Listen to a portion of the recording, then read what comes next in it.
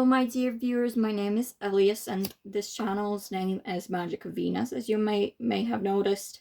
Today I will be providing you with an overview of what will happen in your year of 2025. So, before you choose your pile, I guess, I will tell you what I will be telling you in this reading. So first we'll have the Astro dice. To be honest, I want to do it another way. First, we'll have the reflection with the Diablo Tarot.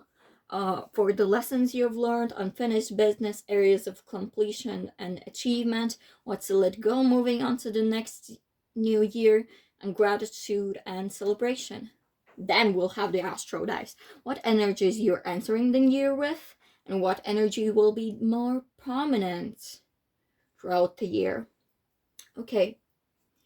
Third, we'll have my self-made DIY Nordic spoons that look absolutely gorgeous, and we'll roll them in like specific areas of your life. And then we'll have like tarot for these areas in your life with the Rider-Waite tarot, career, love life, health, growth and spirituality, challenges and blessings. Then we'll have with the Aboriginal oracle for what you're answering with. I want to make sure you see this. So what you're answering with, when you're living the year and when exiting. And then overviews with the Macabre tarot. First quarter, second quarter, third quarter, fourth quarter, and lastly, we'll have channeled advice and messages with the Moonology Manifestation Tarot on Rose Oracle. Yeah, now you can choose your pile. Here we have an unknown card with the Witch's Familiar Oracle with the Rose Quartz Rosary. I think it's a rosary. I'm pretty sure it's a rosary. Then we have another unknown card from the Witch's Familiar Oracle. Then, with the yin-yang necklace, I guess. Then we have the third unknown card from the Witch's Familiar deck, and with this fabulous hairclip, and then we have the wooden peace sign with another unknown. Hello my beautiful file ones. If you chose the rose quartz, I guess praying beads or rosary, whatever you want to call it. It's not exactly a rosary at this point, it's just prayer beads, sorry. They're beautiful, and that's why you might have chosen it. Or if you chose it because you felt the snake's energy, this is your pile.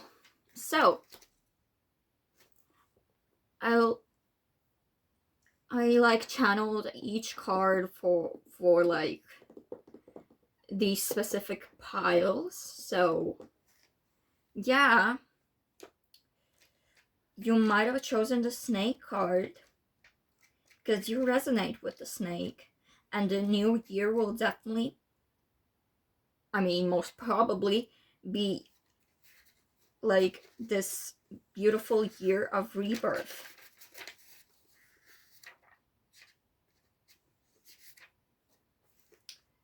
And so yeah, expect dramatic changes in your life, and yeah, your primal life force, this energy, your primal life force is finally awakening. There will be so many like healing opportunities in your life, and so I suggest you just answer it calmly, groundedly, so you don't actually fall into this chaos, which is actually just so many new things and opportunities. Just stay close to the earth like a snake and just slither into the new year expecting so much new changes. Expect spiritual guidance to be very prominent, to be drawing you close to assist in your transitional period. So yeah, this year is definitely a transitional period for you. And you'll be transitioning into this, like, you'll be like, this skin will be just like slithering away from you, and you'll be entering this new sense of yourself. And okay, here is a poem, this oracle deck provides you for the snake. Tendencies to strike out and bite, shed the past, 'twas yesterday's fight, sorry. Transmute the old and seek to evolve. Transitional change rebirths one's resolve. I call upon the snake to assist me and harness this power, so mote it be.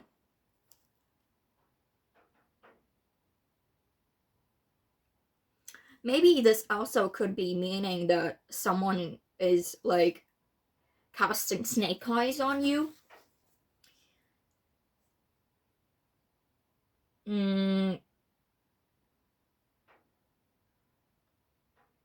Maybe like they are like jealous of you, or maybe they just, actually that's the same exact thing as jealous, like to have the exact things you have.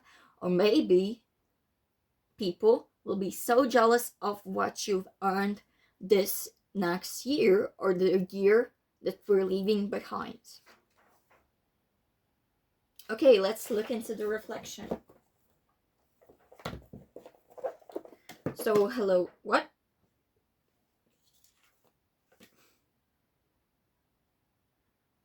Bitch, we have 7 of Swords and 5 of Wands just randomly popping out, and I guess that means someone is definitely going to be like envious of your new born reality. They might be the snake, like what you actually think of when you call someone a snake. And you'll be the snake that's just living through this transition. Okay. So, what are the lessons learned throughout this year you've lived? Tell me about the lessons learned in this year of 2024. Tell me about the lessons learned in 2024. Strength. We'll just put it very close to there. What else? Seeing this card, Ace of Cups. And lastly, we also have the King of Pentacles. Okay, then okay, let's talk about the lessons learned, I guess. Okay, you've definitely found a way to new emotions in your life. You found a way on how to take control of yourself, how to hold on to the strength that holds you just stable and grounded. Okay? And so you found this new meaning for life. You found it through staying resilient and just being the bitch that controls your reality by just staying grounded. You probably also had a tough lesson about like financial insecurity. Now into the year of 2025, you finally found it on how to get this thing that you've learned to work out in your favor.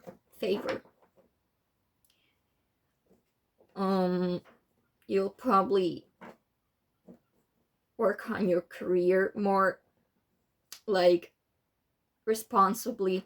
You probably won't be such an emotional spender. So these lessons, they probably revolve around your mental health, your stability, most likely financial stability, and just your emotions. Perhaps you've learned meaningful lessons about the people you let into your life. And let's now look at some unfinished business you haven't finished in the year of 2024 that you'll have to finish, hopefully, in 2025.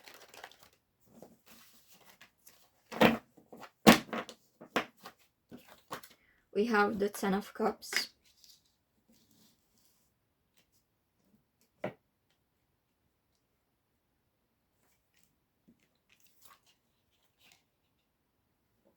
Love how little cities are holding the King of Pentacles. That's just lovely.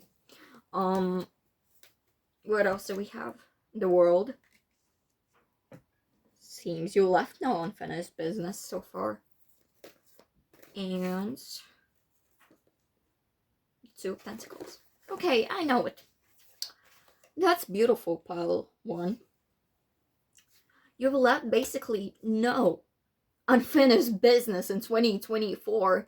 So basically these lessons that will hold you learning in 2025 will be brand new ones that you've actually just received this new year. So unfinished business is just, let's say, you have to celebrate what you've cultivated. You have to like put a balance in your like effort and your pleasure. So because you've put so much effort that there is actually no unfinished business, you just need to celebrate what you've cultivated throughout this year. It's a bit unbalanced, you know. You put so much effort into all your work, into all your development, into all your emotional fulfillment. The emotional fulfillment you're actually deprived of. It's just a pleasure that you have when you just lay back, relax, and just party, I guess. And so let's look what is that you have to celebrate. What are the areas of completion and achievement? Seven of Wands, the Empress, and Page of Wands.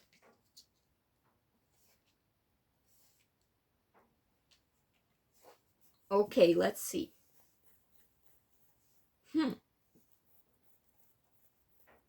Maybe those cards were actually saying what? Okay.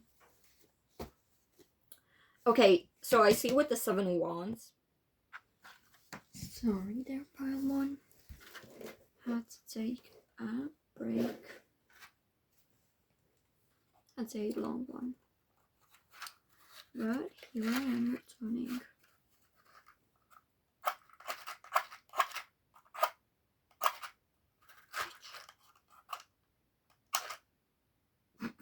Did you see that?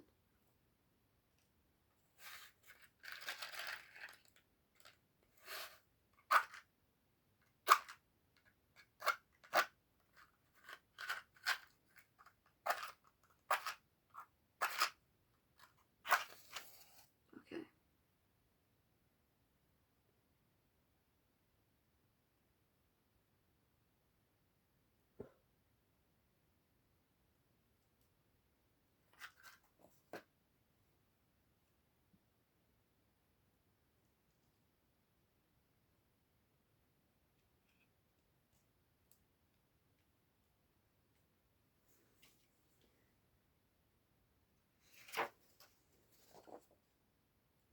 So now let's look at what to let go, moving on to the new year.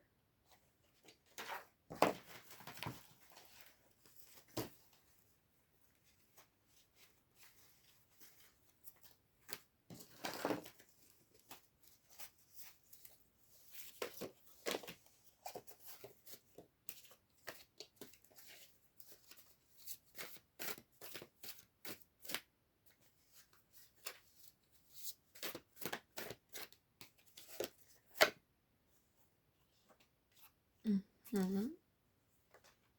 Yeah.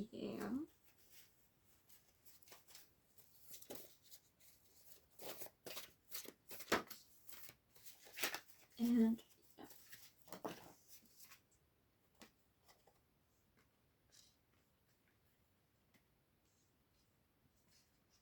So something that you should be letting go of is letting go of your dreams just because they get in the way of, for example, your academic studies, your career. In fact, um, you're also trying to be a bit more perfectionist than you actually are supposed to be. Like, it's okay to want to do good at things like academics, but trust me, it will burn you the fuck out on personal experience. So, definitely, something to let go is this need of control, this guarantee of a success. Because in the end of the day, how is a mistake going to get in the way of you going your true path, you know? Um, it will only give you a lesson on how to move even further into your true path.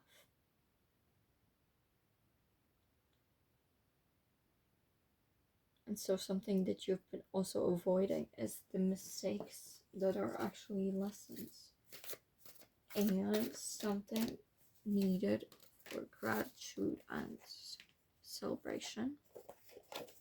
The Tower, something you should celebrate and be grateful about.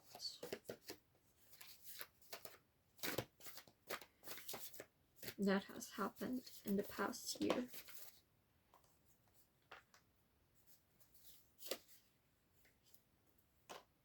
Mm-hmm. We have the Tower, the Fool, and the Knight of Cups. You've definitely went your own way. You've embraced new paths of life, and that's definitely something you should be grateful and be celebrate. Some of the chaos and traumatic changes that happened in your life, they're definitely there.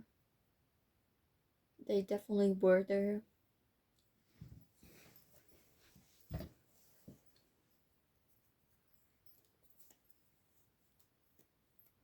So with the Astro Dice, be looking at what energies you're entering the year with. And let's see, first let's start with the planets. What energies you'll be entering the year with.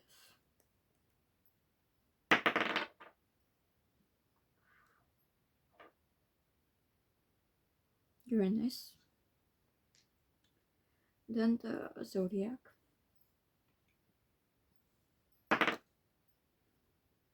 Aries, and the house, fourth house. Okay, so you're probably entering the year with energies of transformation, unexpected things happening in your uh, home life, somewhere you feel secure with. Maybe you're being asked to step out of your comfort zone, and those changes are happening very spontaneously, impulsively. Yeah, I definitely was correct, but that was just my perfectionist self being a bitch. It's Taurus. Your rising could be either Taurus or Capricorn. But I'm not saying it's not. I'm just saying those energies are prominent. That doesn't mean it's your rising. It could mean exactly the opposite, that your rising is something that needs fulfilling in these areas. So Pluto in Capricorn.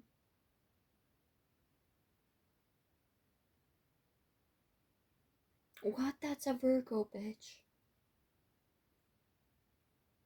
Am I stupid? Oh god, that's a Virgo.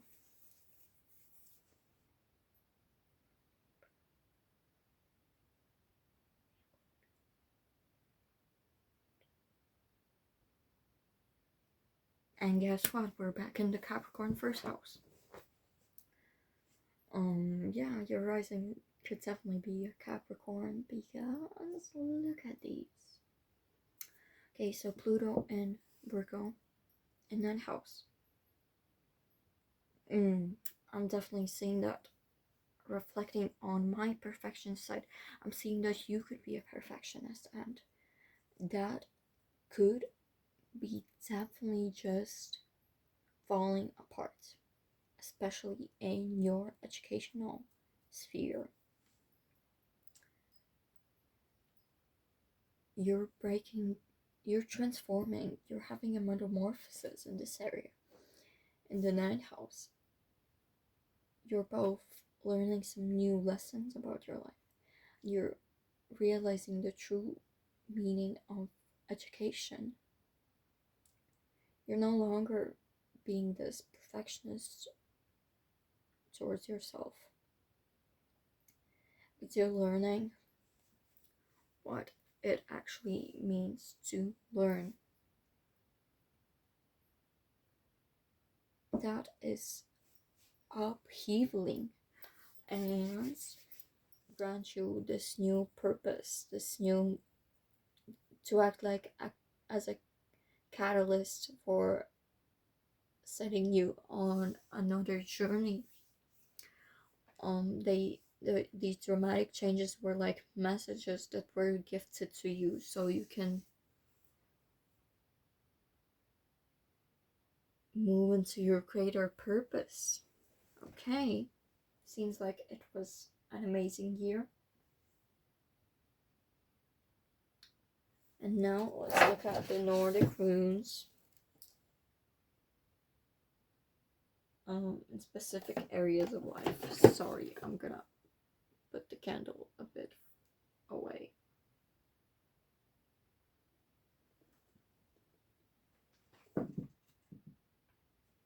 It got on my fucking tights.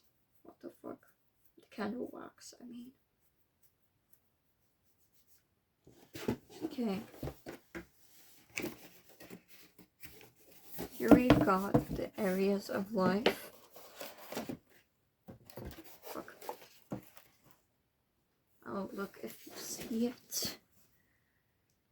You don't exactly wait.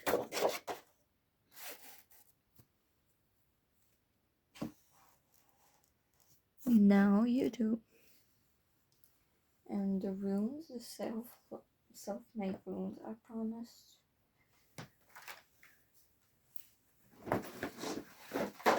Okay, let's just dive in now, shall we?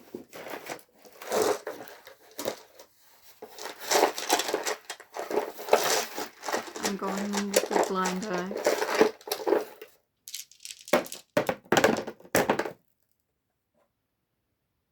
I'm getting called for some other ones.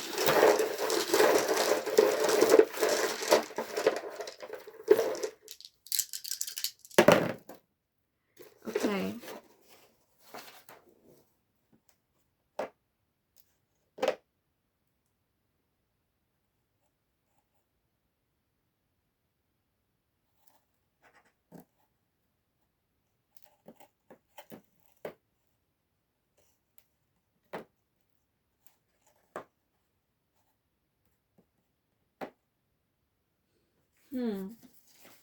Okay, let's look at the ones that fell out of the zone. This could be acting out in some other spheres in your life. So we've got Conan, Okay. Something will be, it's very close to change, so I can assure this has to do something with change. Some may be subconscious changes relating to knowledge. Okay, so next we've got self-love and achievements. So self-love is literally the sun, and so yeah, you'll probably be feeling like everything is coming into your hands. Your hopes, your dreams, they're fulfilling, and that's because you've been so faithful for them, so ambitious and so hardworking. Then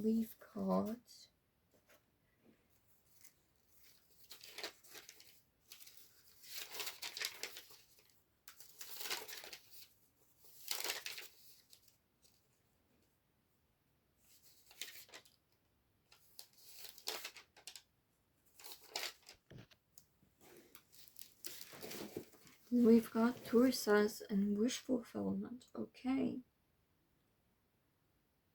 So maybe some external forces may be making your wishes fulfilled. Maybe you've been telling some people what you've been wanting more. They've been fulfilling your wishes that way.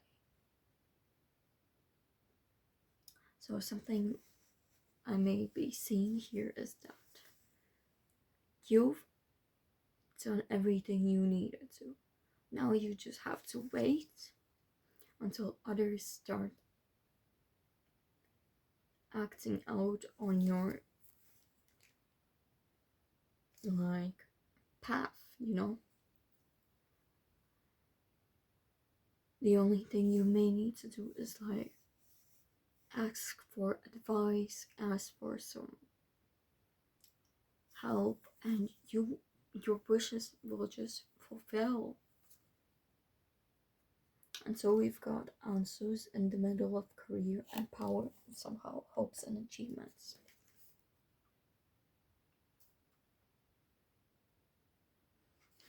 So I may be seeing that you are using your intelligence to gain power in your career. Your intelligence is literally your biggest power. Your communication in your career may be getting way more clear. You finally be seeing on everything reasoning out, you know. It getting more fair. Your power is your words, your intelligence, and your hardworkingness. Maybe you'll be powerful in the way that you inspire. You'll be inspiring others by your career. Okay, then we've got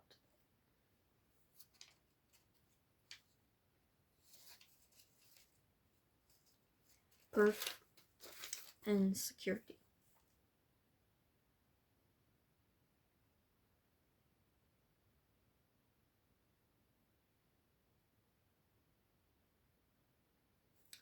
So I see that if you believe in God, in deities, spirit guides, angel guardians, they're here. They're here to tell you that they're watching out for you, they're sending you good omens, they're giving you prophetic dreams to tell you it's okay, you're doing well, you're doing amazing, that you're going the right path.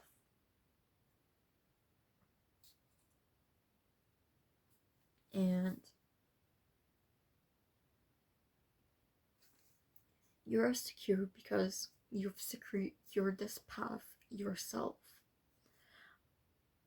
This is the consequence of your actions, and your actions have been just so positive that you're now secure in where you have to go. Okay, we have ESAs and discovery. maybe all your hobbies stay the same. You don't actually find new hobbies that much in 2025. You go steadily in where you're headed at right now.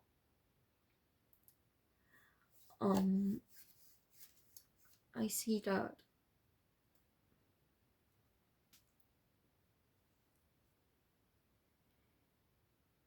you'll be doing well in what you've already started, what you've been cultivating, and you won't be starting new projects that much in 2025.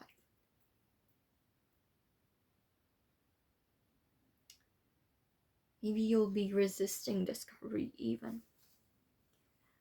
But I see that you've already discovered enough, and now there's this stagnancy because you aren't meant to discover more until you finish certain chapters in your life. In spirituality, we've got manas, and your spirituality may be like you'll probably be connecting more with humankind, awareness like this. We are all just one. You may be just feeling that truly in 2025.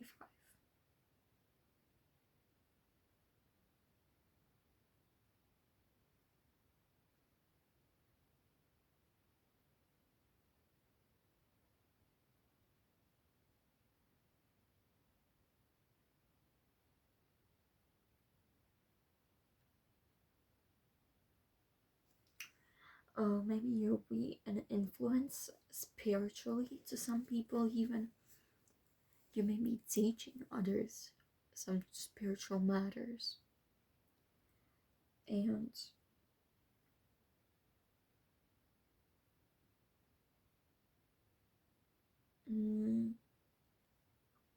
this empathy you've been cultivating, that's a spiritual matter. You'll be just distributing it throughout it. And Tiwas is like in fears, blockages, and wisdom. Maybe things don't go that fair for you in 2025, or that's just a fear you'll have throughout 2025. You'll be feeling, what if this doesn't go fairly? What if,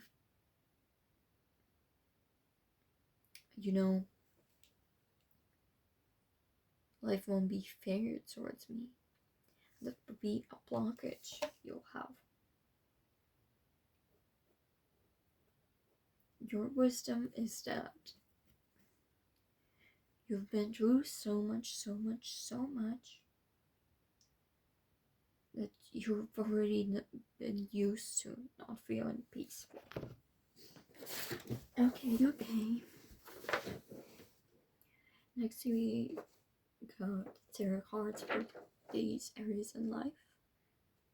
Career, love life, health, growth and spirituality, challenges and blessings. We'll be using the Rider-Waite tarot.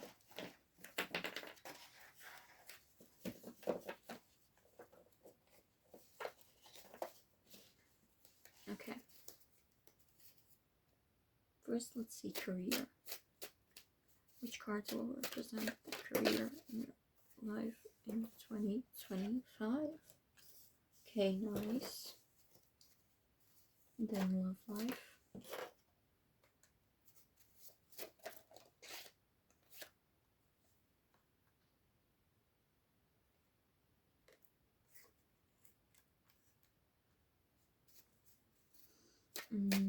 Health.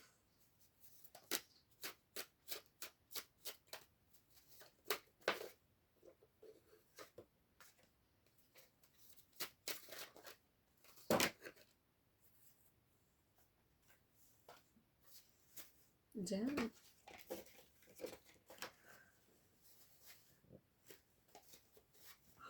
Growth and spirituality.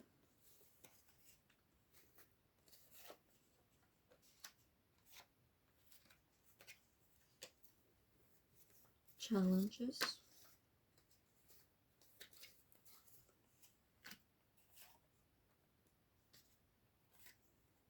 And blessings.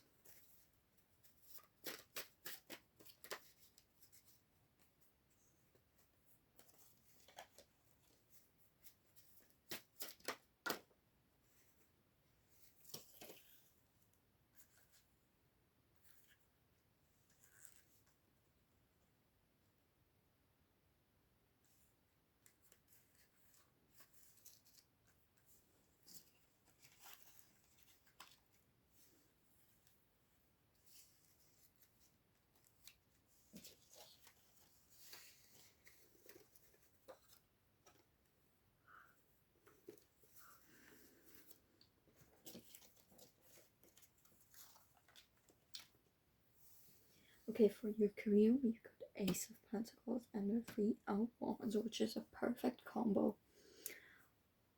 Your career will definitely be flourishing with new opportunities. You'll be expanding your career. You'll be expanding your horizons.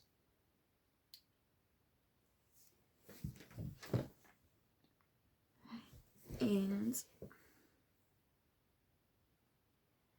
yeah, you'll definitely be starting this new chapter in your career that will bring you lots of luck, opportunities, money, perhaps.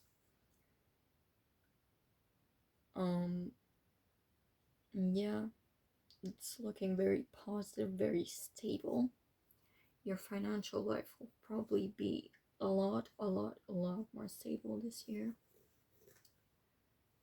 And you'll be expanding the way you earn even. Next, we've got love life. The Eight of Swords, the Nine of Wands, and the Knight of Cups.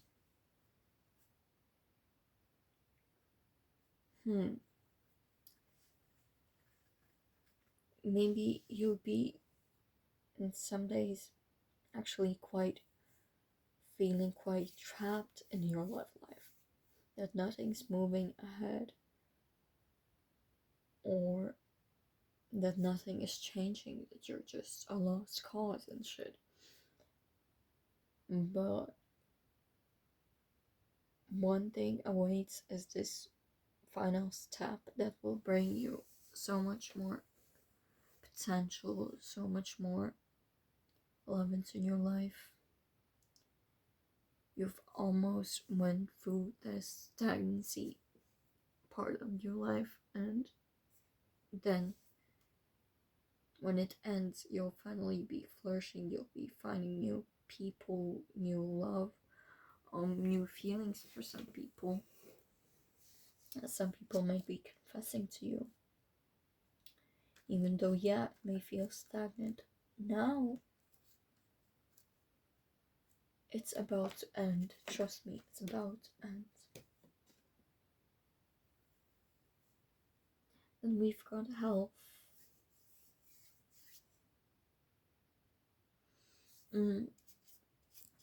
Okay, so I see that your health, the way your health acts, it's trying to hint at how you're doing on the inside. If you've been like paying little attention to yourself, if you've been training yourself spiritually, you'll feel that by, for example, feeling so drained and tired and exhausted all the time. Your mental and spiritual health will be reflecting on your physical health. It will manifest into some, yeah, if you neglect yourself, it will manifest into an illness in the physical sense, you know. But overall, I see that your physical health will be amazing. You'll be, even if you get ill sometimes, it'll be very easy to get out of it by your own hands.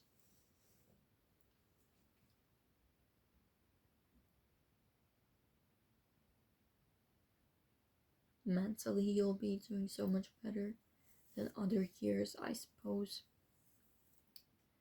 And you'll be more social, I guess. You'll be more happy and risk-taking, adventurous. Maybe you've been more secluded the past few years, but now that's changing.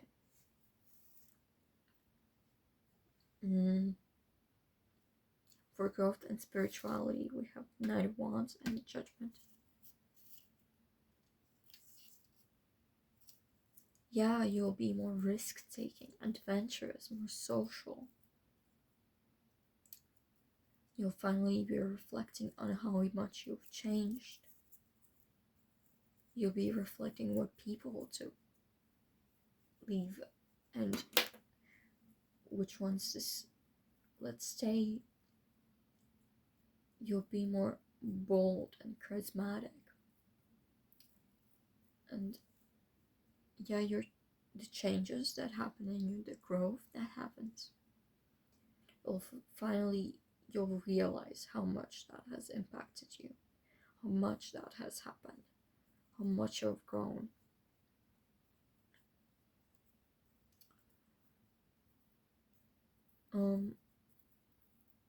You've evolved, and this year you'll definitely reflect on it, and you'll keep evolving. You'll keep taking the bold steps ahead towards growth.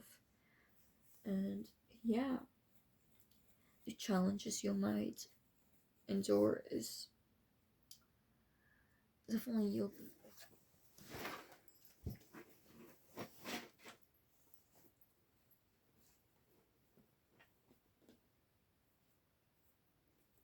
Now let's look with the Macabre Tarot, your first quarter of the year, second quarter, third quarter, and fourth quarter. Okay.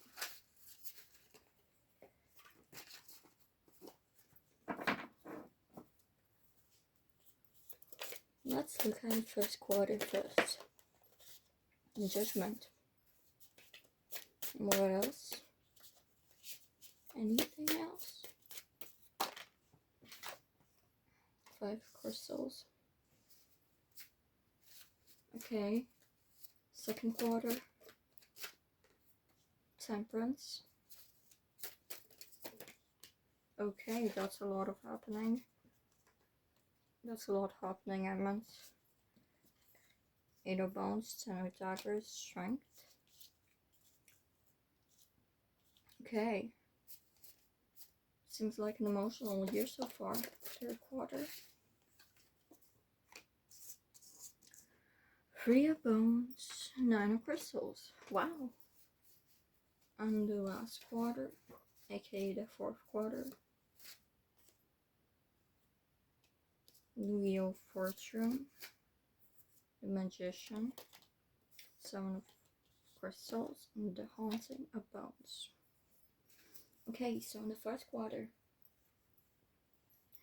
you definitely may be like disappointed in what you've done, like being even upset about what you've invested your time in, your resources, your efforts.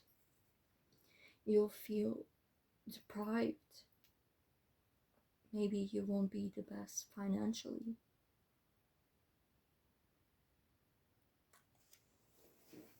You may be experiencing a lot of loss. But to be honest, mostly of that is happening in your mind, your reflection. What you wasted your efforts on. Probably it has to do with what you've done instead of just caring for yourself. you feel deprived of that care for yourself you haven't given yourself. Then the second quarter, fast progress is coming. You got the defeat, you understood what you have done to yourself. But now the waiting is done. You're rising like a sunshine. And you finally reach what you wanted, but then you realize maybe this wasn't even what I wanted. And you instantly just jump to where you'd want to be then. Like instantly, your mindset just swaps, and your reality just swaps too. The third quarter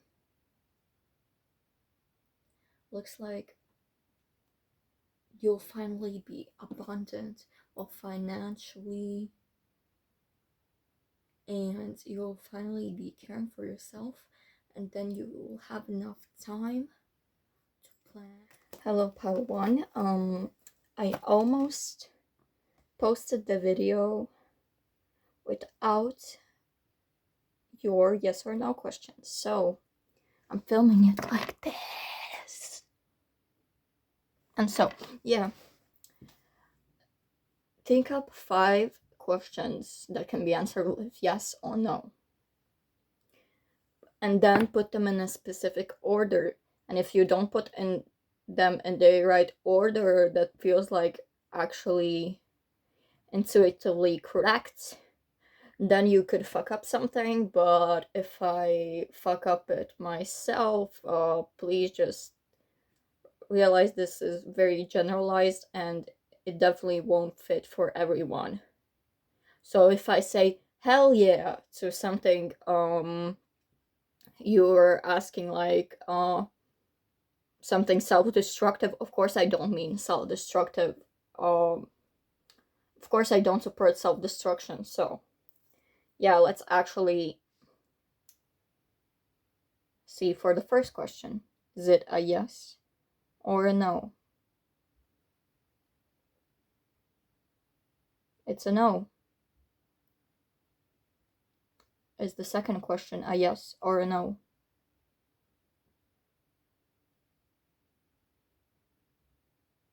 It's a yes. Is the third question a yes or a no?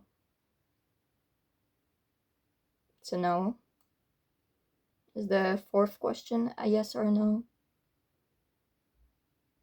Still a no. And is the fifth question a yes or a no? It's a yes. Okay, so now let's look at why it's so. So, why was the answer to the first question no?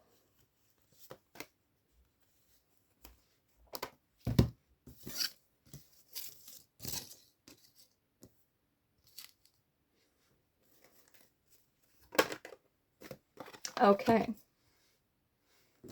So, as we can see, I would interpret it as like you're too afraid to step out of your comfort zone to do it, and you're not being honest with yourself. Like, if you were honest, you'd really think that the answer to the question should be a no. And if you think it's a yes, you're definitely not being honest to yourself. And of course, if you worked hard toward it being a yes, realize maybe there's something that, yeah, like you aren't taking the necessary steps and are just waiting for it to come into your hands anytime, even though maybe you haven't worked hard enough, you maybe haven't taken the right steps, and realize maybe this isn't even right for you. And so why was the second question a yes?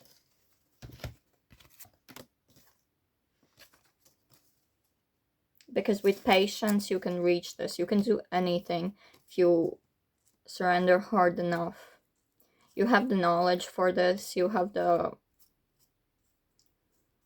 you're grounded enough. Just, yeah, this is a yes, since here I believe you can step out of your comfort zone and you can achieve this, and that's why it's a yes. Third question was a no, because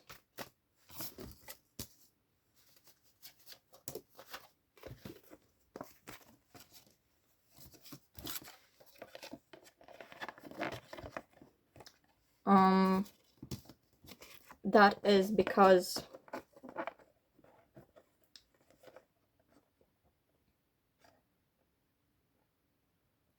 you need to do some self reflection to realize, is it worth your effort, and you are good enough without it, and you have to realize it.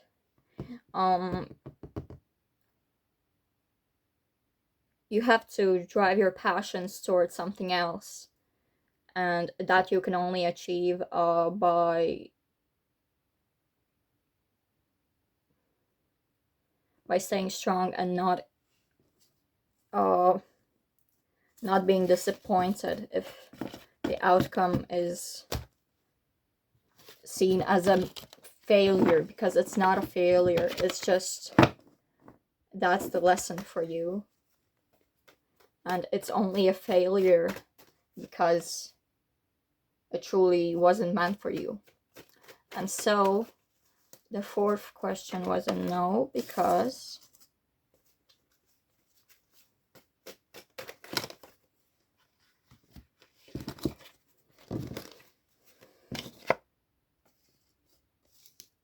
and lastly, yeah, let's start with the general messages from whoever you wish to channel. I will channel my deities. You can channel your angels. You can channel your spirit guides. You can channel your spirit animals if you have any. You can channel the universe and any of the entities. Their message will find you. So, with the Rose Oracle, let's see, what do we have here? The Rose Garden, innocence, forgiveness, be gentle with yourself, exactly what I would say. Sacred union, beloved within inner and outer relationships. And lastly, oh no, there's two more. Released petals, transformation, death and rebirth, shedding, all change. After the rain, silver lining, relief, hope, mercy, it's over, acceptance. So what could they be saying? Let's look.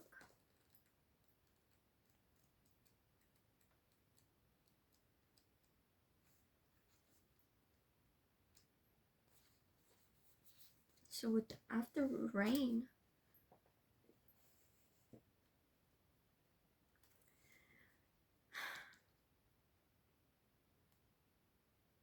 you know exactly what it tells. After the rain, there's this beautiful smell. There's this beautiful moment of peace. You just appreciate it. It's not raining anymore. You know, you went through this heavy storm, and you know, 2025 will be a relief. You know, the heavy period is over. You just have to accept and embrace the death and rebirth. Shed all your like burdens. Let yourself transform.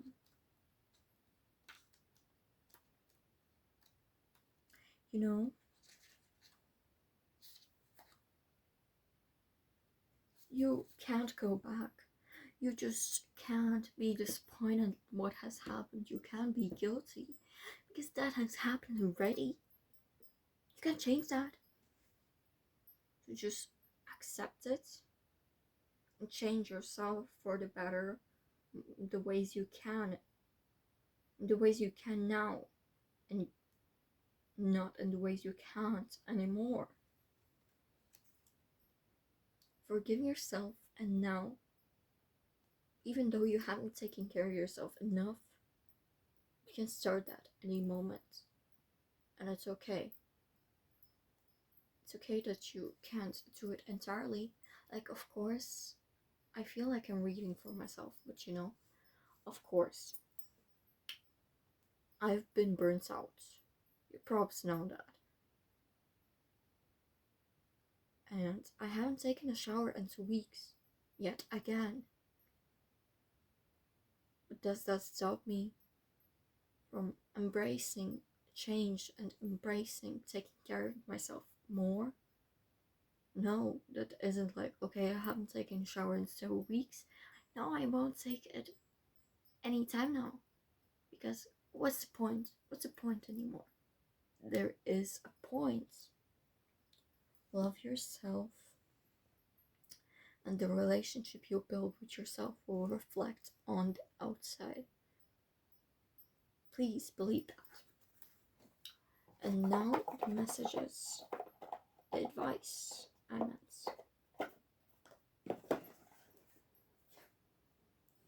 The same entities that you channel will give you some advice, so it's not coming from me, it's coming from the entities. Here we have Lilith, here we have Aphrodite. It's not inherently from them, it's just for me. I feel like they deliver it from the realm much easier than I do, so I just let them help me, I let them guide me. Now, the advice we have. Okay, that's a lot. Talk less, feel more. Last quarter moon of Pisces. Leave the past behind. Exactly. Last quarter moon in Capricorn. Breathe through the tension. Full moon in Scorpio. And assess the situation. First quarter moon in Virgo.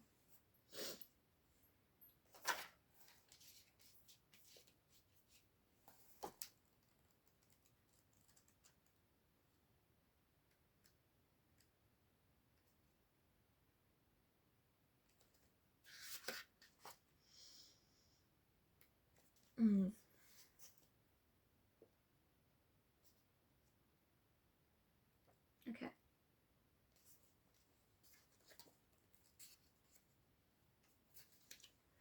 So let's feel more. What could this mean? It could be like, before you take action, feel it out. Maybe silence is the key sometimes. Like, of course, I have a song literally about silence equals death. Which, silence, it's a powerful tool. It can kill, but it can also give birth. If you stay silent when you're meant to be, you'll explore so much more. You'll realize, where the fuck are you? Sometimes words can even ruin a moment. Sometimes feelings are enough. Like, I understand, sometimes it feels necessary to talk, but accept the moments when you just have to stay quiet and just feel it through those moments. Leave the past behind. You've piled up so much fucking pressure, and yet you don't have to relive it every single moment. As I said, the past has happened. You can embrace change now. Starting from now, you can change. The only way out is through, so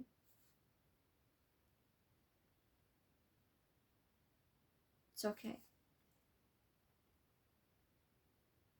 Just be strategic. realize, yeah, let's use that example again. I haven't showered in 2 weeks, but what's stopping me from showering right now? So shower now. And try your best to shower more frequently. Brush your teeth, shower more. Of course, there'll be setbacks. Those setbacks. Hello, dear paltoos. So, if you chose the Inyan amulet, it's so beautiful. Don't you agree? I bet it's why you chose it. Or maybe you chose it because the bed was underneath. And you might have chosen the bed because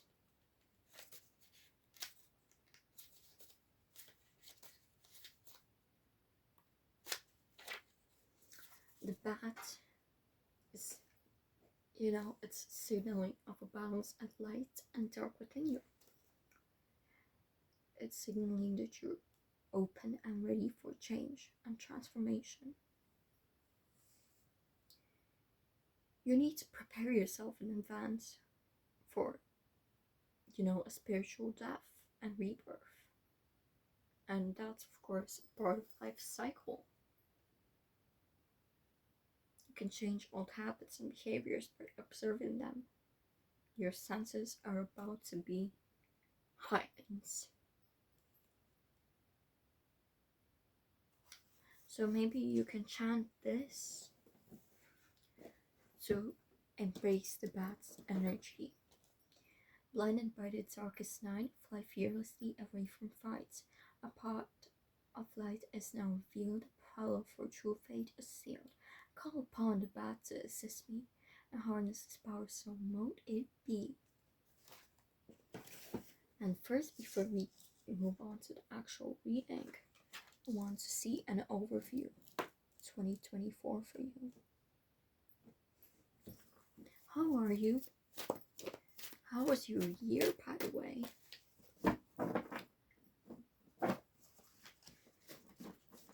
Are you ready for 2025? Because I'm not. The number doesn't seem pleasing at all. Like 2025. Like, what is that? 20 plus 25? No. But I hope you're ready. Since now we're looking at the lessons learned in 2024.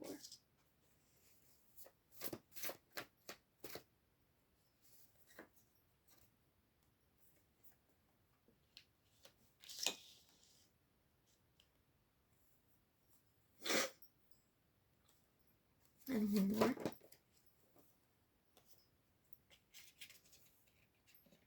Okay. In 2024, you've revealed your inner spark, the inner strength within you that calls out for release.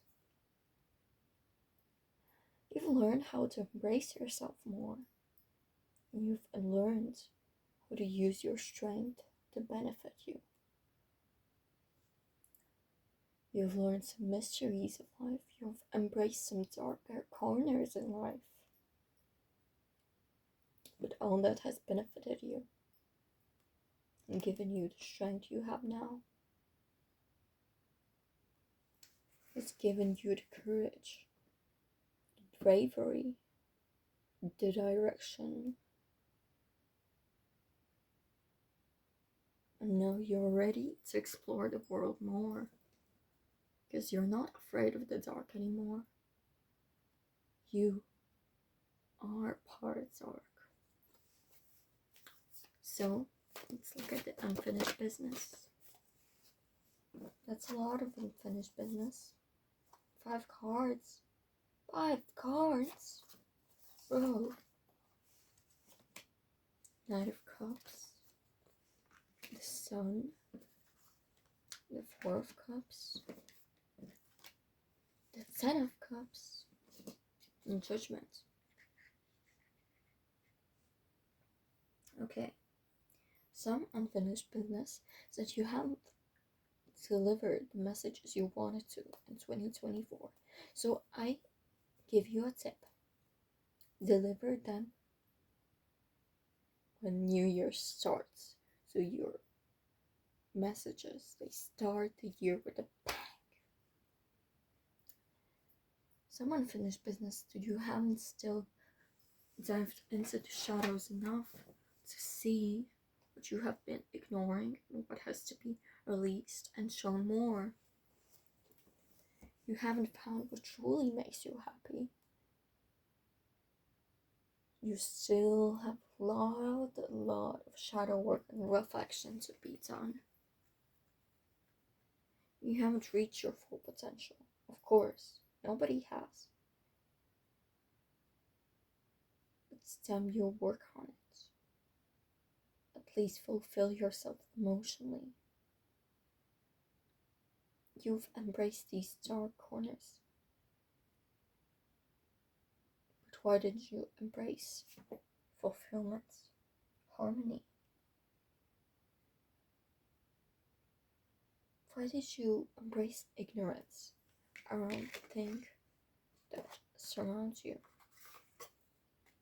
Why did you not give enough light and attention and illumination to the things that make you truly happy? I hope I'm not slightly building up some tension in you. Okay, let's look at areas of completion and achievement. Ace of Cups. Ooh, nice.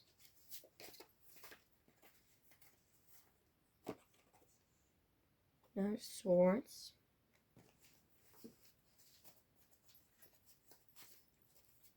And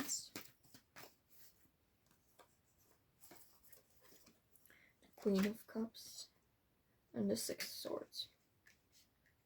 Okay, so I see that you've been dealing with some baggage, emotional baggage.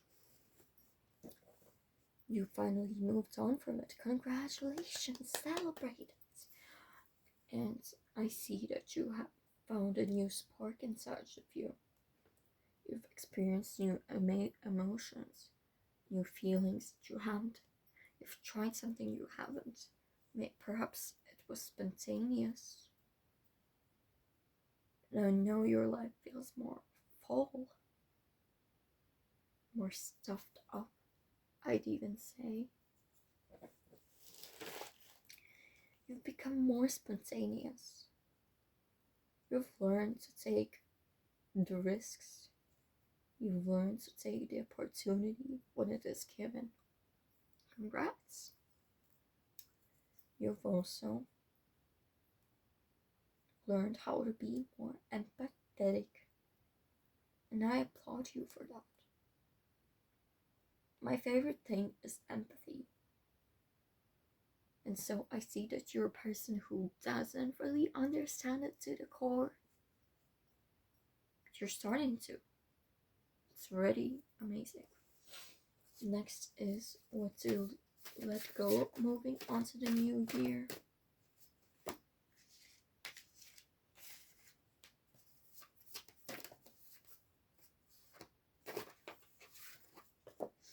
The Eight of Cups. The Four of Cups. Okay, now with the Astro Dice, let's look what energies you're entering the year of 2025 with.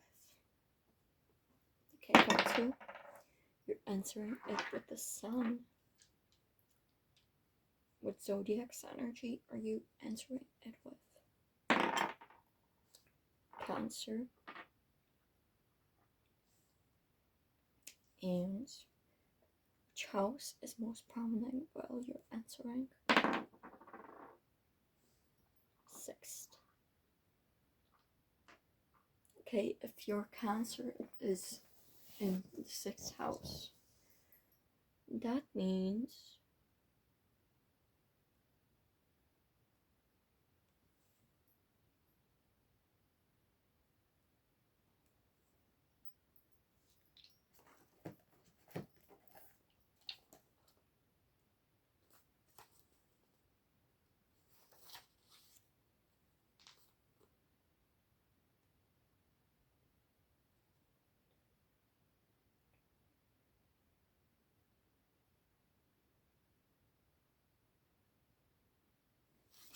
That means your first is in Capricorn. Maybe your Cancer isn't your Cancer sun, perhaps. Maybe your sun is in your 6th house. Nevertheless, this energy you're entering the year with, even though Cancer is like a sign commonly associated with the moon, you got the sun. Oh, sorry. The Cancer energy is just messing with me.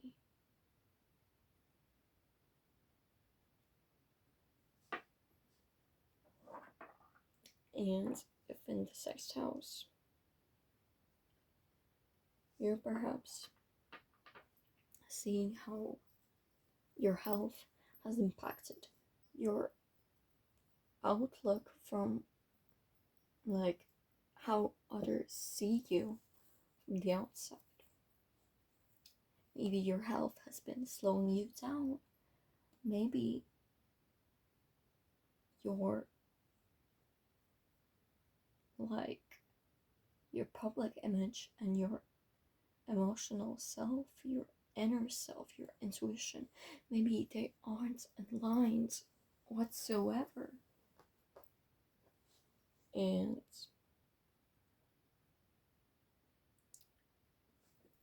within the 6th house, Cancer in the 6th house, boy,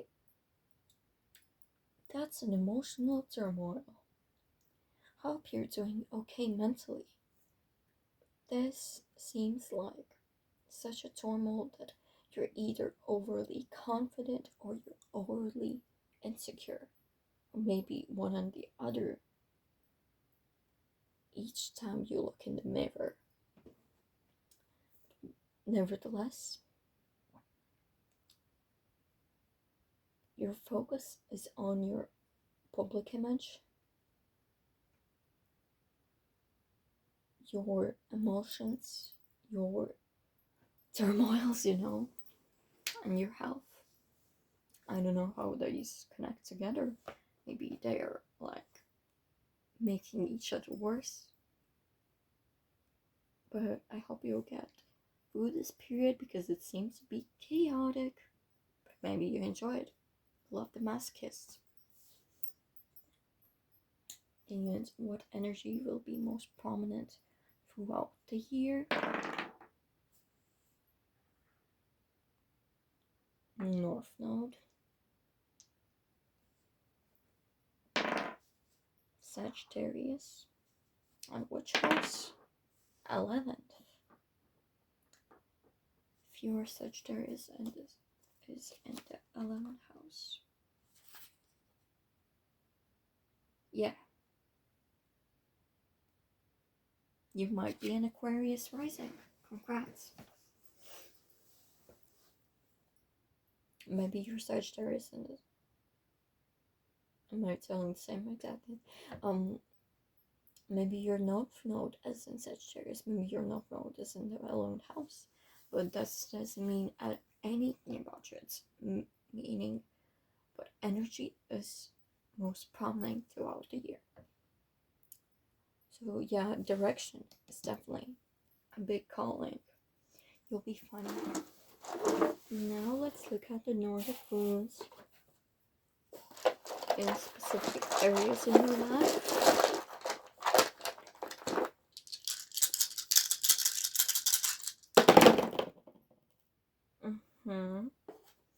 Do we need more?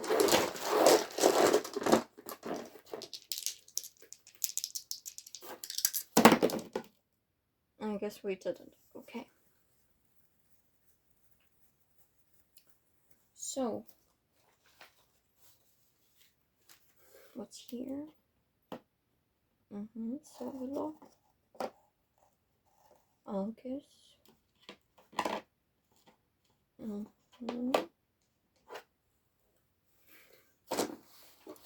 So, the main focus, the most clear focus, will be the solo and finances. You'll finally feel like wholeness has entered your financial life. You'll finally feel successful in it. There'll be a ton of profits. revelation on how to make that profit. Strength, and you'll be stable. Ambition, confidence in your abilities, and guidance. Taking acts to make your life more abundant, and hope and faith. Okay, that's awesome. I love that for you. And then we have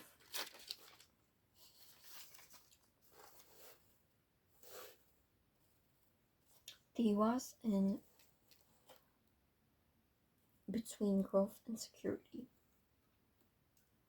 Okay, so your growth, it will happen according to what is meant to happen, what is fair.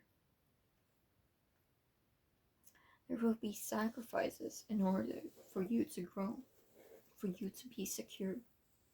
There will be periods of stagnancy. There will be periods of when you feel so insecure. But remember, keep faith and it will be fair for you. Honor what you already have and try to be peaceful whenever you can. Be loyal to what you already have, and victory will come.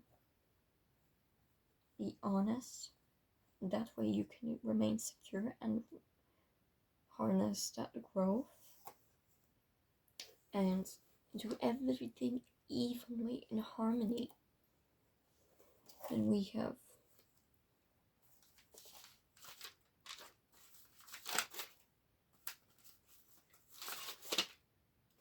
fail and fears. Okay, perhaps you'll feel afraid of expanding, of cultivating wealth, but remember, your finances, they're secured by solo. You'll be afraid to take big steps to be ambitious. You feel like, okay, if my life hasn't been that lucky, I can be that lucky now. Yes, you can. Bitch, you can. A new beginning is on the way. And just, there will be no living anymore in the lifestyle of paycheck to paycheck, because you're entering your power, financial power. Okay, blockages, we have Elias.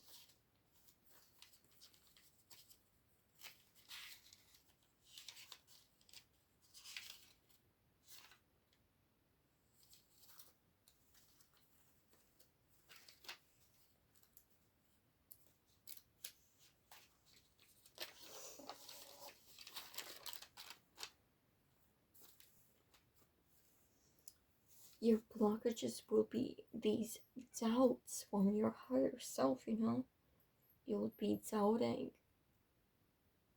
your higher self. You'll rarely be listening to what your intuition is telling you. But beware, it will tell you the entire truth.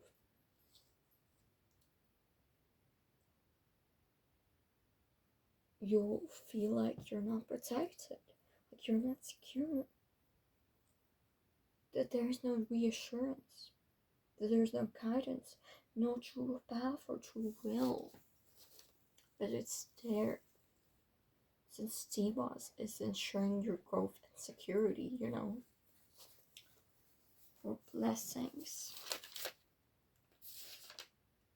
Have count on,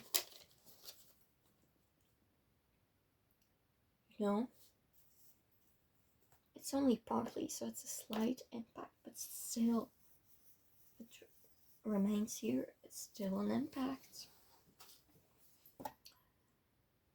So, your blessings will be your intellect, your knowledge, the illumination, that it gives you, the lessons that have been brought to you, they'll be your blessing. The opportunities you receive, the enlightenment, the quest for truth, those will be your blessings. Your transformation, your intuition, those are your blessings.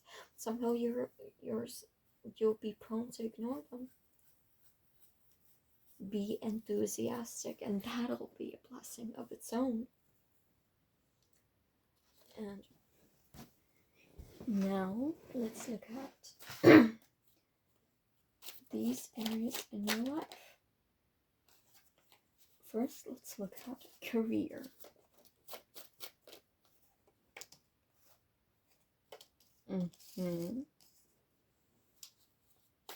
Then love life.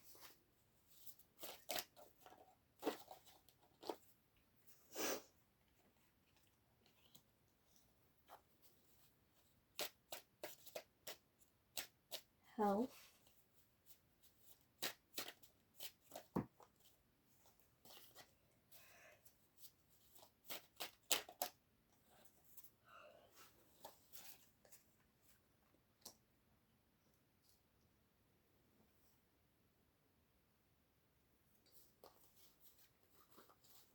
And growth and spirituality.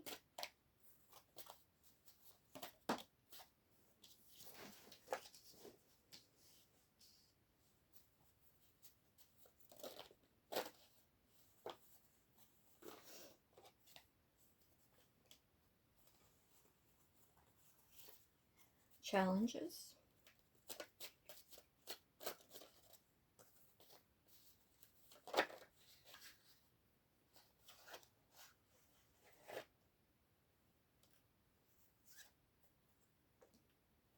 And blessings.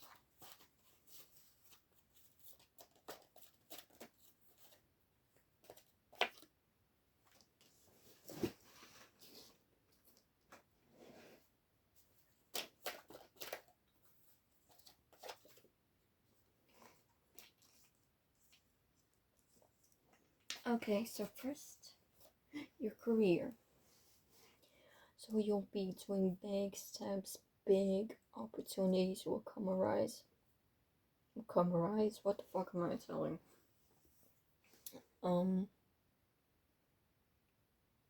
You'll be very content with what you have. You'll be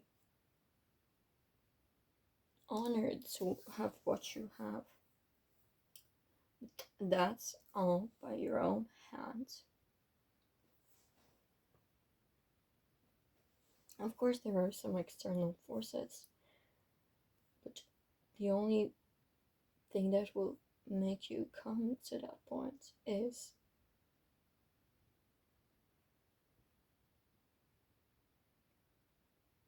your own strength. Okay, so love life. There will be ups and downs, there will be sunrises and moonrises. Look, you'll probably be in a very successful relationship. You'll move on from someone still in the next year. I don't know if it's from this person or if it's from someone else to be with this person. There will be moving on and going your way, regardless of who you get with. There's a big chance you get with someone, and it will definitely be a healthy, a fulfilling relationship.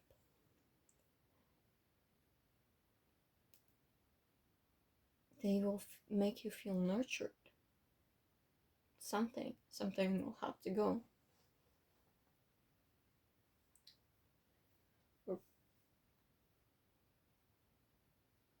Health. See that you may have some obstacles.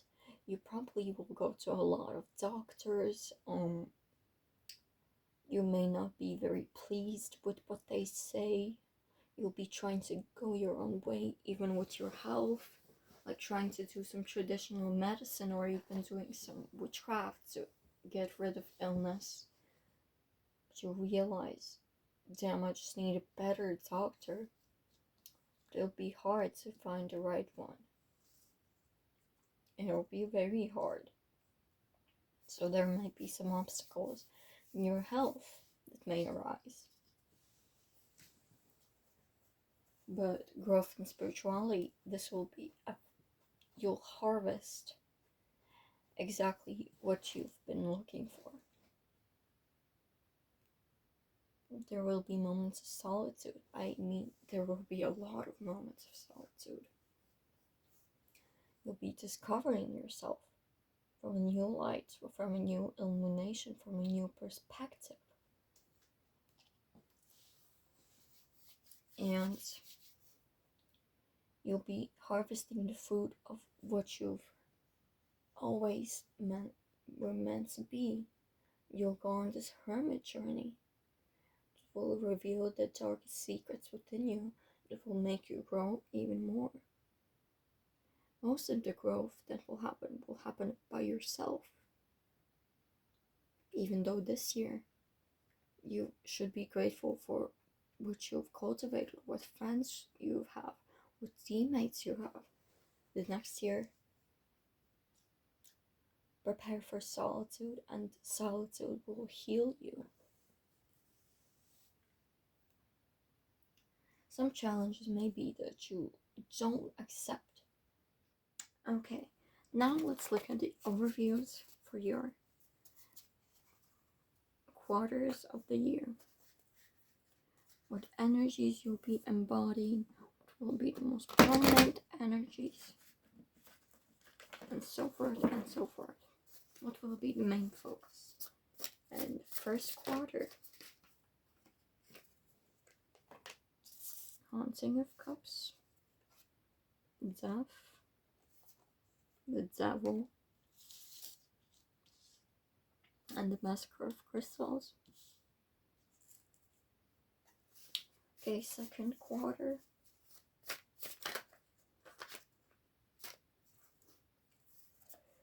Ace of Cups, Ten of Crystals, and Two of Crystals.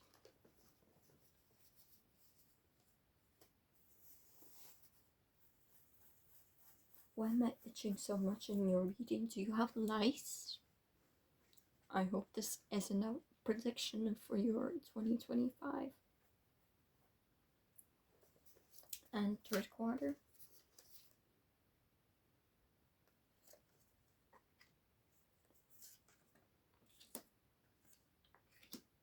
and the fourth quarter.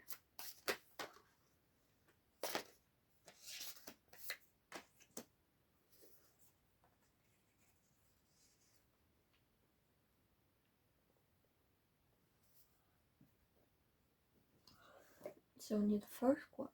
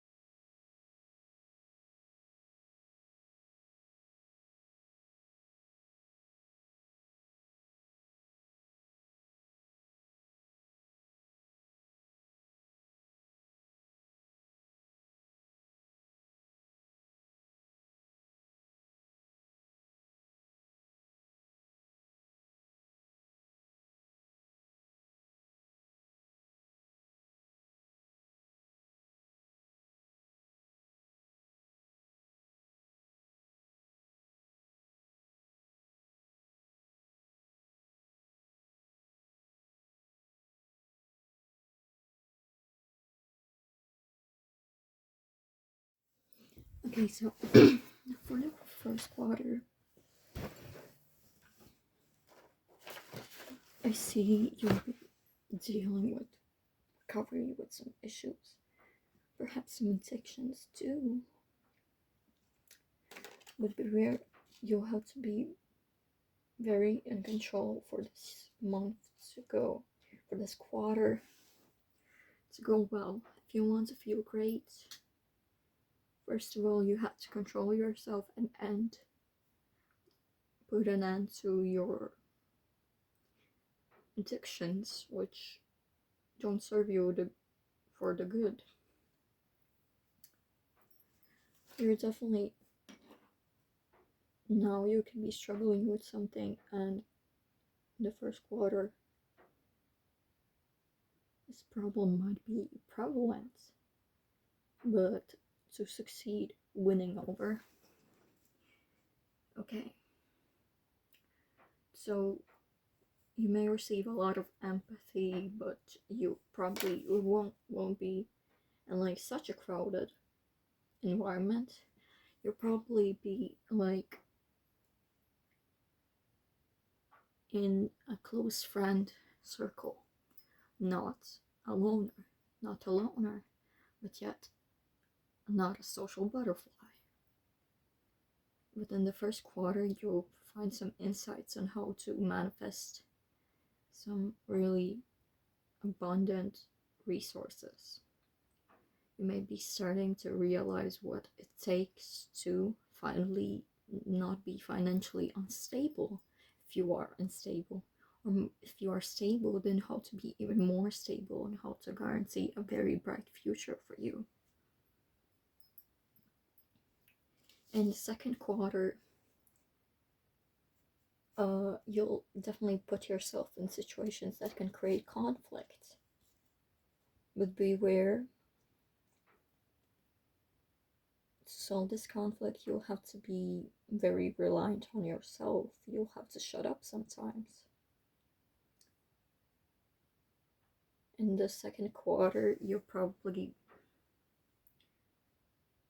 be even less social.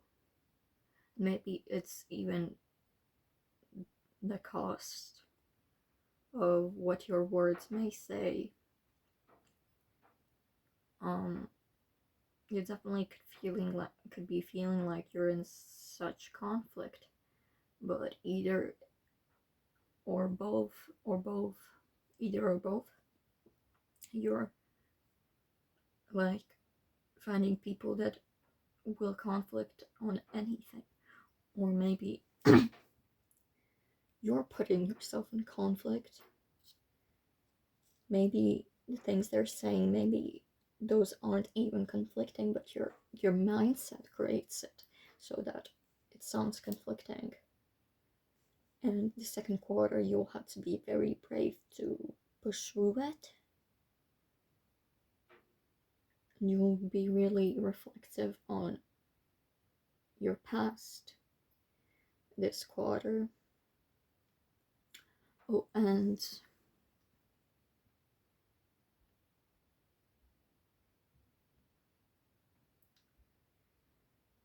with the Five of Bones, I could be seeing that, yeah, there's a lot of verbal conflict, but it's with individuals who don't actually even know there's, but individuals that don't even deserve to be argued with. And that discovery may lead you to, of course, be more resilient, be more protective of your own aura. And in the third quarter, I see that you may develop new feelings for someone, or maybe a new connection would bloom. You'd definitely already be in a state of abundance and in harmony and balance. Like, you wouldn't be rich, but you would be like, you'd have enough to sustain yourself. This quarter you'll definitely be very emotional, but very grounded. you know, this feeling of abundance will be finally. And so, how to choose 5 questions that you can answer with a yes or no answer, and choose the order in which you ask me it, because the order is really important. Trust me, the order is really important. So we'll look at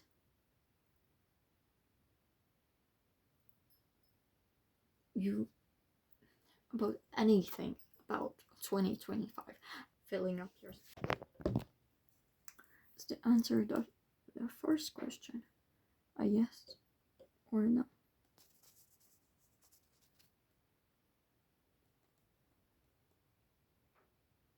The first question is a no. Is the second one a yes or a no?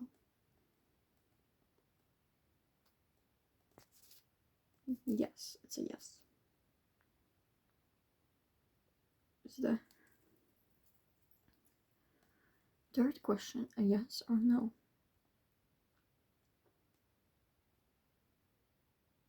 It's a yes. Is the fourth question a yes or a no? No. And is the fifth question a yes or no? Yes.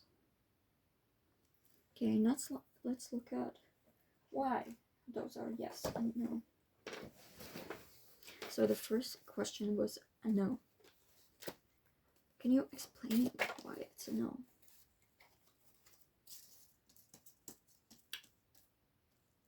It's because you'll choose other people. You'll realize something regarding people in this question is a hard decision. And it seems like a no because a yes would make you desperate, disappointed, and just move your struggles even further. And I see that being indecisive is a big thing here. It's a no, since you deserve better. And your friends would encourage a no too. Okay, is the second question a no or a yes? Wait, why a yes I meant? Sorry. Why was the second question a yes? Okay. Why was the second question a yes? Because it's your sign to stop overthinking. You have to sometimes take things for granted and you just have to live for the surprise. Everything will be in the state of fulfillment if you stop seeking. When you stop seeking, you stop overthinking. You'll finally feel better. To the third question, why was it a yes?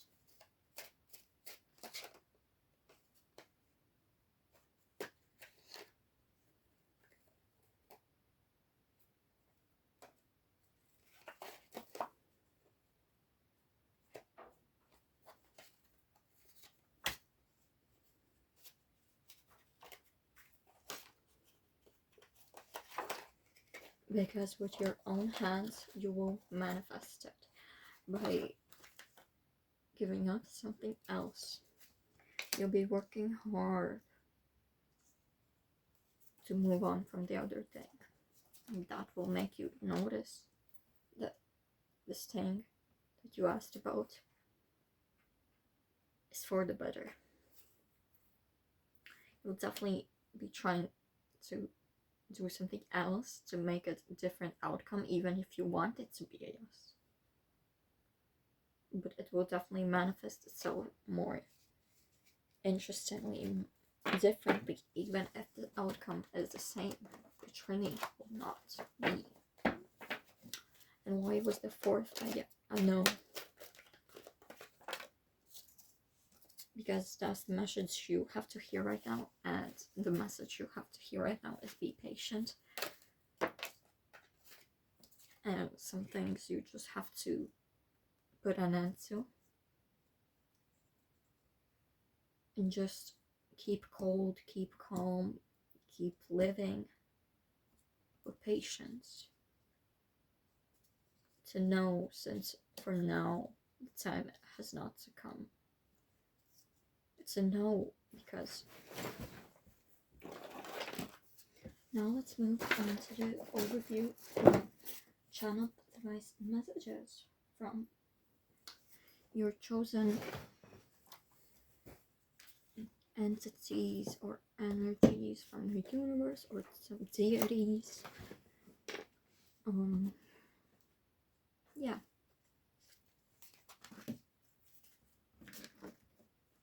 First, let's look at some. Actually, I want to check the rose oracle first for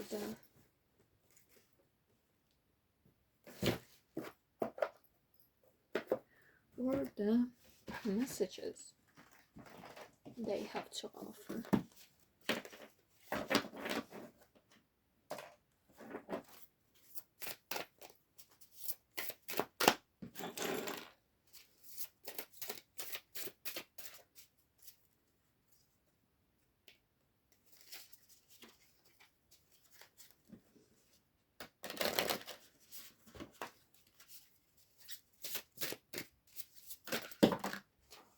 Okay, first we have Temple of the Rose, Ancient Power, Expression, Activation, and Scarlet Codes.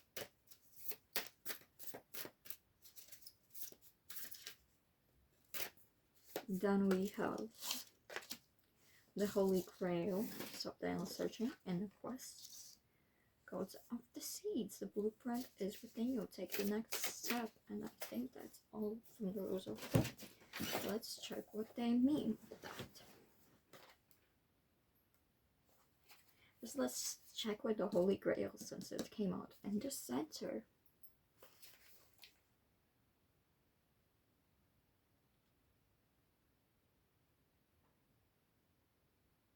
Okay, so the message is that you may have been focusing more on what you see, not what you feel, what you think, what you think really matters. Do you think how you look really matters? Well, no, it's your personality that matters, and that was just an example. So maybe some activities you may be encountering in 2025 is stopping, thinking, and going within to see what really matters. In 2025, yeah, there'll be moments when you have to just shut up and you'll stop down the searching and you'll go within.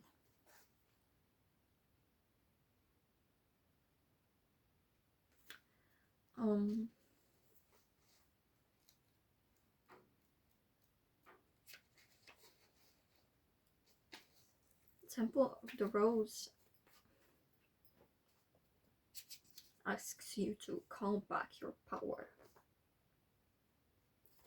Okay, you in 2025 you'll be expressing your truth, you'll be being more honest.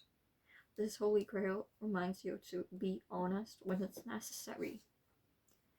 Activate your voice when it's really necessary. Express and honor is what you're saying actually that important? If it's important, then truly express it. Like feminine power. For millennia, it's been suppressed. Expression and wisdom suppressed.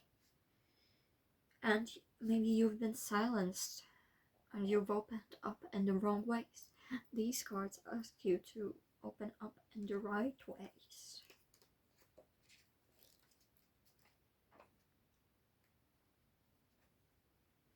And the code of the seeds asks you to do something that is necessary for your soul to grow.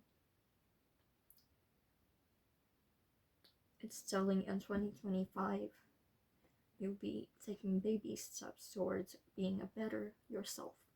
And if you take one small step at a time, without looking back, you will reach the end result. And you'll reach it so rapidly. Hear me out. In 2025, you'll be setting the seeds for being your true self, following your true will, for being the person you were meant to be. You'll be finding your direction. Okay, now let's look at the messages, the channeled advice. The advice segment, not messages. Okay.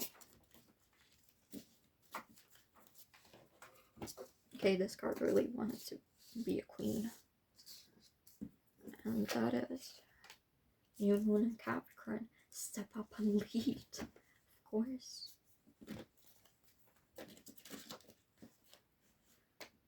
By the way, we're starting the year with a new moon in Capricorn. I mean that, like, this year ends with a new moon in Capricorn. The New Year's Eve is on it. New moon in Capricorn. New moon in Pisces, soon to the divine. How many new moons will I be getting? New moon in Libra. Know your luck. And, okay. These messages. So starting from December 31st of 2024, this new chapter of yours will be starting. Taking a look that only new moons arise here, telling you that 2025 will be something you've never experienced. You'll be entering truly a new chapter, which of course the past may surface, but in very different ways. Okay, so with the new moon in Libra,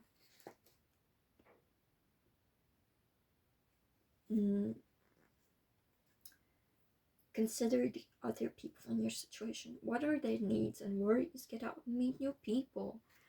Of course, you won't be social, but you will finally need to meet the right people. And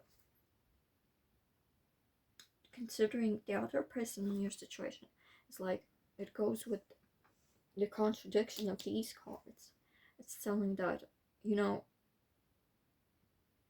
what is necessary for you won't be necessary for others, and what you say can really ruin or make a situation.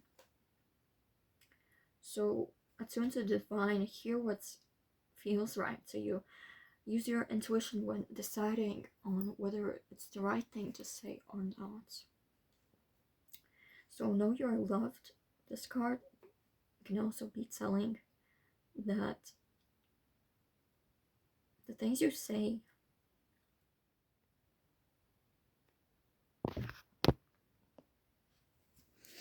hello, if you chose this beautiful hair clip and the crow card from the which is familiar deck, then this must be your pile. Or not, you can always check again to see if something resonates and check if you resonate with another pile. And so you may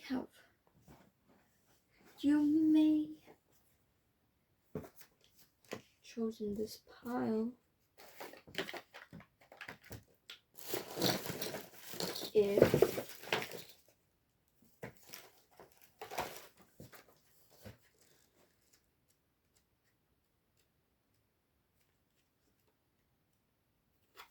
if you're someone who likes to reclaim their strength and power, if you're a powerful being, if you are confident, if you are arrogant when it's needed. You love to balance the light and the dark side, and you've embraced the dark. that you know where to go to find your true path. And you are okay that someday you will have to die, since it's imminent. You've been healing a lot of trauma, a lot of wounds this past year, and in 2025, let's check what happens that year. So first, let's reflect on this year, in 2024, with the Diablo Tarot.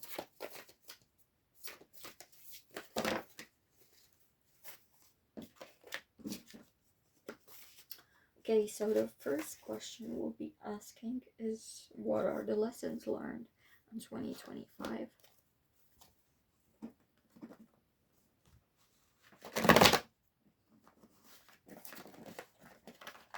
What are the lessons learned this year, this past year? Eight of Cups and Justice. Okay, what are some areas of unfinished business? Chariot and the Eight of Wands.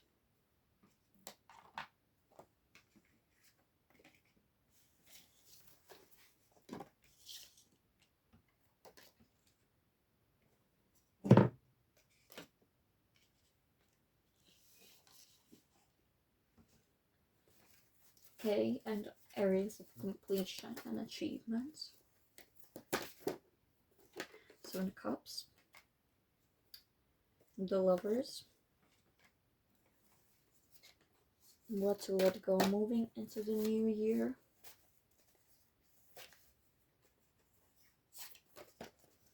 Nine of Wands, the Sun, and the King of Wands. And something to be grateful and celebrate. Seven of Pentacles and the Three of Pentacles. Okay, let's look at the reflection of this past year. So some lessons learned is that you sometimes have to let go of some people, and that's okay. It's okay to let go even of your old self, because the lessons learned are that you have to fight for what is yours. You have to fight for fairness, as stupid as may it sound. You have to fight for fairness. You have to fight for justice. And you've learned that your life won't go well if you don't fight for that justice. You've realized, okay, you need to move on from some old mindsets that stop you from growing, and you grew after you left those mindsets. So that's something you've learned. Some unfinished business is working on your confidence. I can tell that you're confident, but you can be even more confident. You can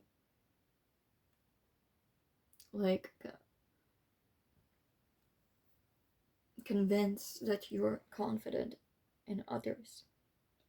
Some unfinished business, it will be truly done soon, but the unfinished business is moving on, keeping on with this growth. You don't have to slow down, but if you have to, always be careful, since slowing down can ruin your progress and you can even fall backward. So don't stop moving. Keep going forward, even if you had to change your tempo, but still keep moving on.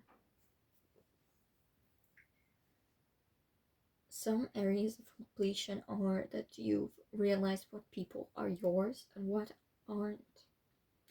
There are still people that seem sketchy, but in some way they will make your life more meaningful, more fun, more interesting, and will give a purpose of seeming sketchy.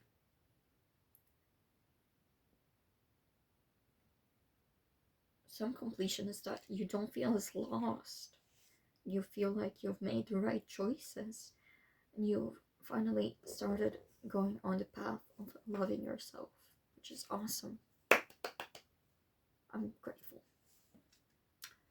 And what to let go? Moving on to the new year, you have to let go of hesitation. Let go of pessimism. Sometimes even realism isn't the thing you should be focusing on, because in the end of the day, the most optimistic person will live out. They will be the one who knows it's worth fighting for, and so they will fight for, not give up. Be optimistic. Keep fighting. Be a leader. Be a warrior. So you're answering the year with a reflection of your growth, which is exactly what you're doing now. So great choice of choosing this reading.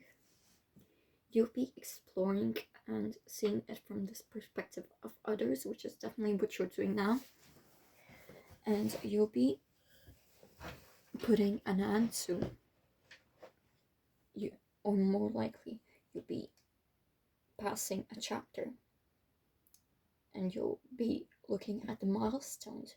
You'll be looking back at the achievements, the transformations, the things you've released.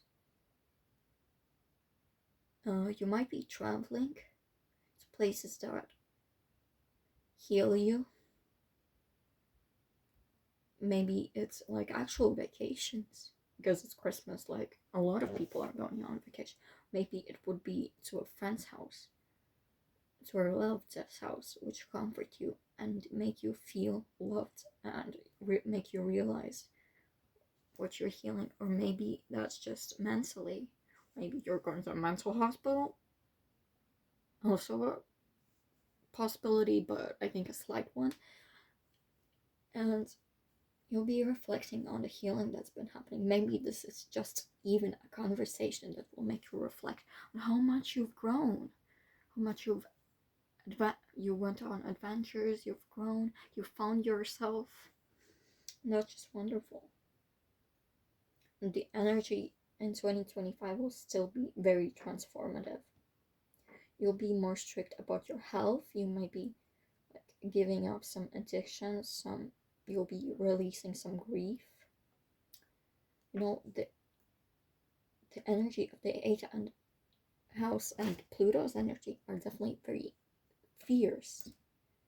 You know, in 2025, if that's in Pluto and in the 6th house, you'll be going through tough changes, but you won't even be agreeing that it's something that you should be going through.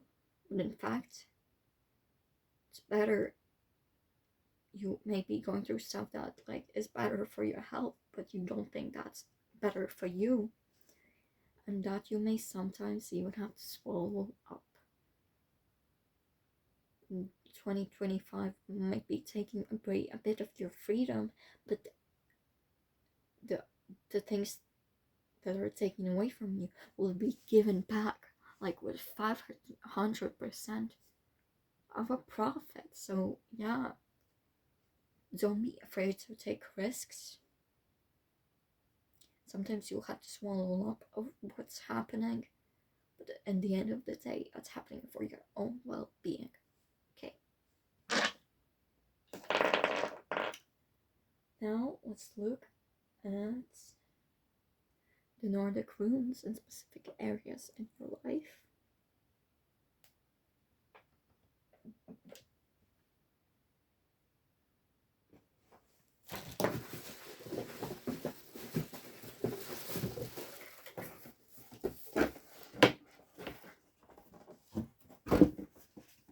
I have weird setup, okay?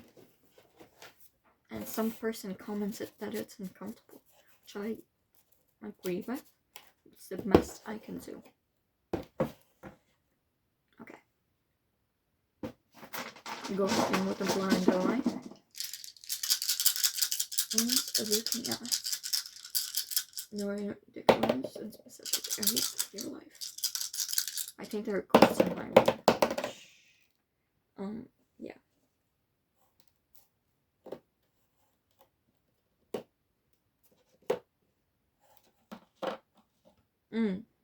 Definitely something I was talking about earlier.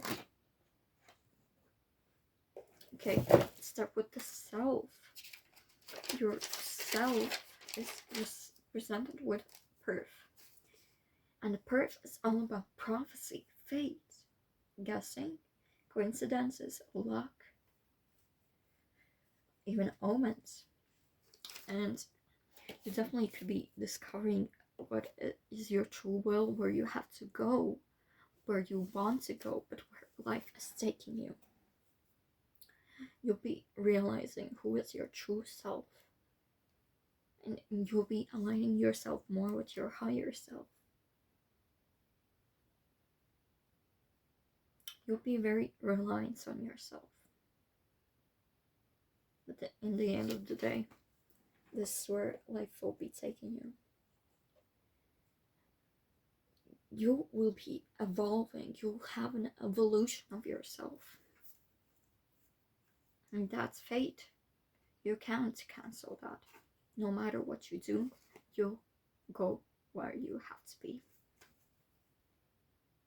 Okay, but on the other side, we have soul below and power and health. Now, even though it may be tense, it may be a tense feeling that power and health are represented by the same thing, and they may be actually doing that so that if your health is better, your power will be better. If your power is better, your health will be better. And so don't be afraid to take risks for your health. Taking risks for your power, since it will benefit each other. And so I see that you will be taking steps to make your power more powerful and health more healthy. You'll be succeeding in that, in fact. You'll be revealing what makes you more powerful, what makes you more healthy. You'll be very ambitious to enhance these both. You'll be confident that you can reach that. And you'll be taking action very fast once you notice something is wrong. Then we have dagas and spirituality, which is, yeah, interesting. You'll be having insights into your spirituality. And dagas also represents time. So by time, your spirituality will be evolving, and so other things it will be. Okay, now let's look at tarot cards for each of these areas in life. First, let's look at career.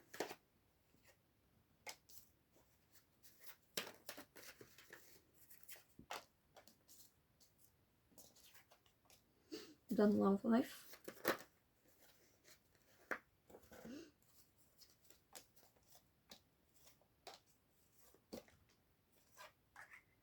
That's a lot. I will reshuffle for the love life because that's a lot, that's a lot, that's a lot.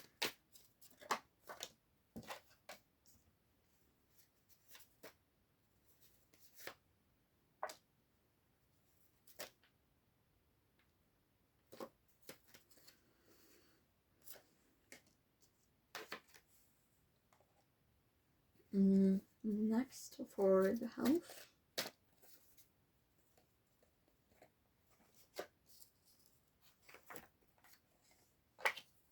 Exactly. That's what I've been saying. Growth and spirituality. Definitely.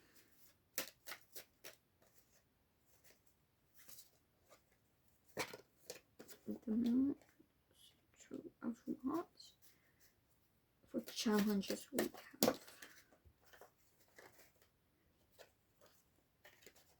Temperance and the Page of Swords. And for blessings,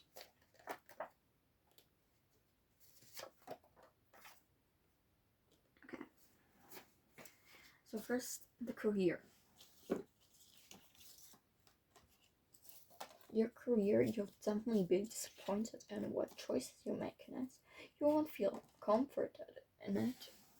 You'll even be thrown out of your comfort zone. You'll see the choices you make will be tricky. Both situations, they won't seem as good for you, but the choice you make and will make you even more disappointed. So be careful with that. For the love life, we have it will be an abundant one, to say the least. You'll be getting some like advice on it, like really from in a formal viewpoint. Someone who will be giving advice in your love life, like someone who's like an authority in this case. Your love life, it will go well, but you will be having to take some necessary steps. Something is about to happen, and if you don't take act, your love life won't be as warm as it can be, won't be as full of empathy if you don't do some necessary work. For the health, we have Justice, Wheel of Fortune, and the Three of Pentacles, which I definitely can say is take the health tips of both your friends, family, your teammates, your comrades, and of course doctors, since not everything you think is good for you. Try to be more fair to yourself, even if it takes some sacrifices, because in the end your health will be a deciding factor in many cases. And so take care of yourself before it's gone too far. And it's definitely, if you think you don't need anything as treatment, that's already a red flag, because we have something down there that deep inside, not down there, sorry, deep inside, that actually could need some healing and treatment. So don't deny that you need some treatment when you do have to. When others tell you you have to, please do it for the sake of your own life, because you might die early if you don't take care of yourself enough. For growth and spirituality, we have these cards, which is, you might be very stubborn to get where you want, and your future actually won't be looking that good, because if you're so stubborn and don't let things just be or happen by themselves, that's an illusion, bro. Please stop the delusion and illusion and go the way that will make you actually grow.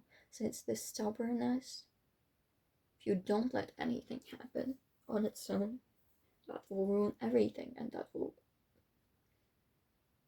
give up all the dreams you've been dreaming of. If you dream but don't release. Now let's look at cards that will represent the first, second, third, and fourth quarter of the year for you. All for you, of course.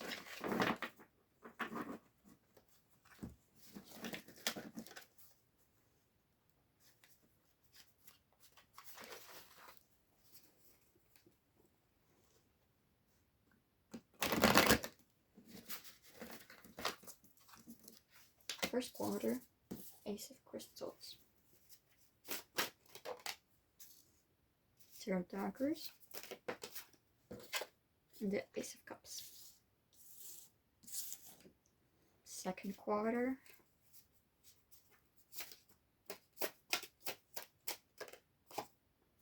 Ten of Cups, Haunting of Bones, Oh gosh, I think that was a calling that's enough for the second quarter.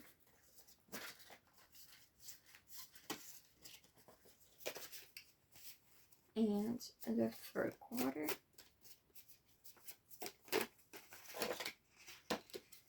What? Please stop dropping so much.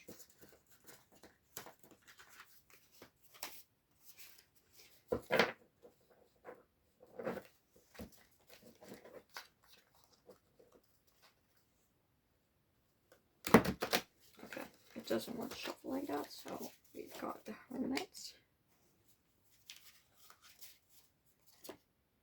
Death, and the Nightmare of Cups.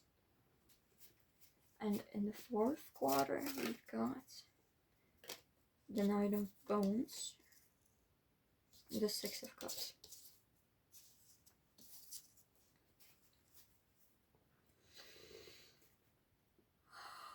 Hope on to sleep. Okay. For the first quarter, I see that you'll both be having new opportunities and new emotions you can explore. The thing is, you will have to be careful if you choose to do it.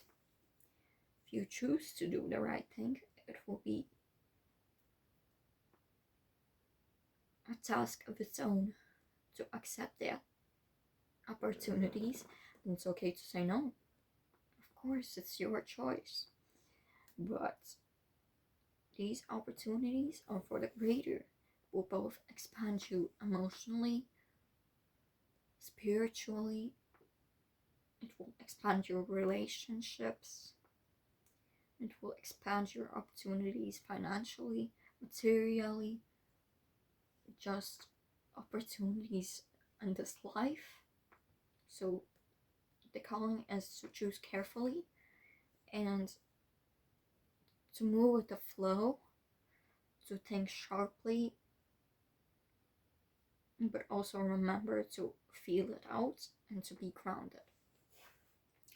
The second quarter looks to be a surprise that I don't even want to talk about much, because the best thing is you going with the flow and not knowing what could happen. So yeah, be adventurous, be explorative, be playful even. And always choose your own well-being over the things you might prioritize sometimes else. Like well-being over health. What? No, well-being over work is what I meant, since health is also well-being. So yeah, prioritize that, prioritize your well-being, prioritize also having enough social activities this second quarter. And the second quarter will be definitely the era of you when you're social, you're adventurous, you're risk-taking, and it will lead you to many, many pleasant blessings and surprises. In the third quarter, you definitely could be leaving some people that don't belong in your life anymore. You may be becoming more lonely. But something, think of some 5 questions you want to get an answer for relating to 2025. They, in all cases, need to be able to be explained by a yes or no, and then I will be explaining why it's a yes or no. So think carefully, and by the way, the order is very, very necessary. It's very important, it's serious if you don't mess up the order. So set it in the right order is what I ask. So, first question. Is it a yes or a no?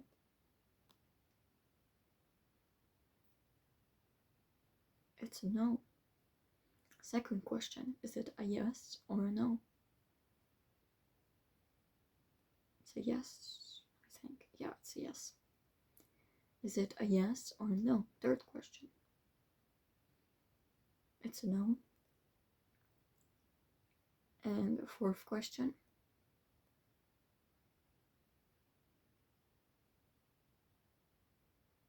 It's no. Fifth question. It's a yes. So now let's look at why things are like they are.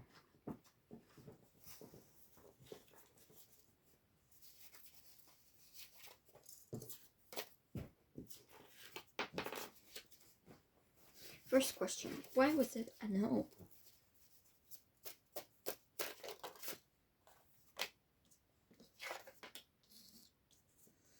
Because that's within your abilities.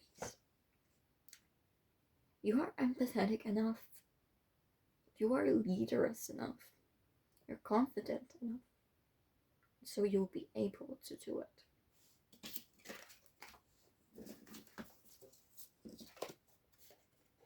Yeah. Wait. All I meant is that it will be positive, and the reason why it's positive is the answer no. I'm sorry, I fucked up a lot.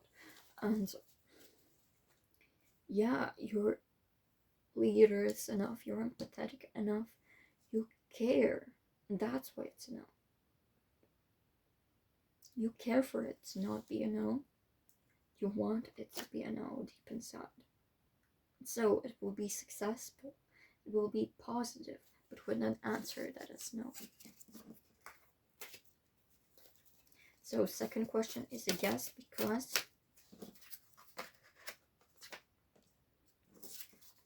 there's something very tempting, something very guiding that way. It is a necessary sacrifice for things to flow like they should, even though it may embrace a darker side of life. It will make you reflect, it will make you realize why things are like they are, and why you decided that to do this thing that will cause a yes. And then third question is a no, because 5 of crystals. Okay, it's a no because you won't have enough resources, and that will help. Now lastly, let's look at some channeled advice and messages. Let's start with messages. You can channel anyone, spirits, entities, deities, your higher self, just the universe, or maybe just me, and they will answer your inner calling, what you need to know.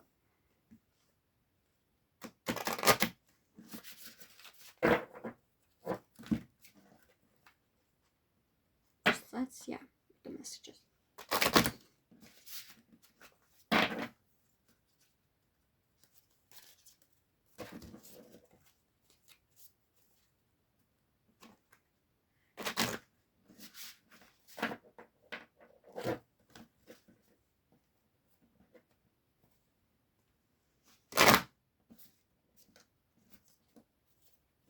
First messages we have the Sun, joy, enjoyment, life force, success, vitality, and play.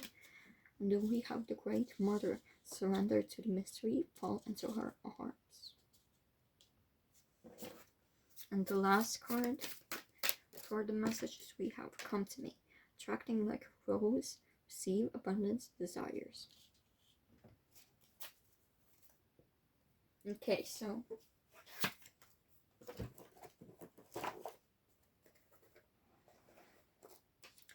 you're being asked to go for what makes you happy. What do you think will make you succeed?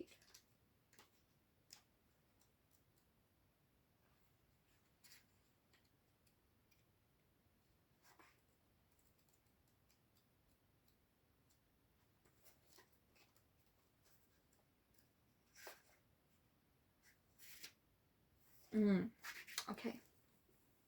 You'll be more so focusing on completing your life in the places that you haven't. Maybe you haven't had enough joy. You'll be like driven to joy. You'll be given these mystical opportunities to receive joy. You'll be doing some things just for fun, not for some deep purpose or meaning. You'll be doing some things just for fun.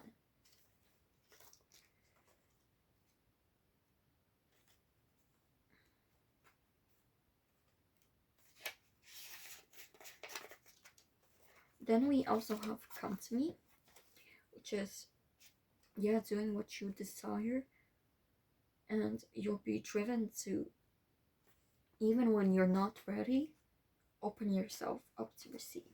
You'll never be ready if you don't force yourself to be ready at first.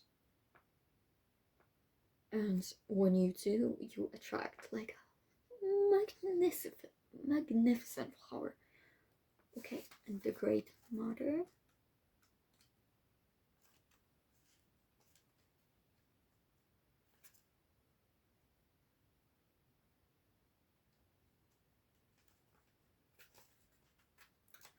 Not the grandmother, the Great Mother is embracing the extremes of life.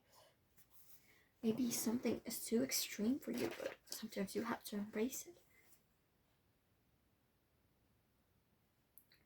Sometimes you have to embrace the unknown, the darkness, the shadow, to unveil what's in there. Maybe you'll be doing that just for fun, but you'll definitely be desiring to do that, even if you don't feel like desiring it. Maybe your soul is thirsty for it, but you don't realize it, so you're just driven into it. And the advice, oh god,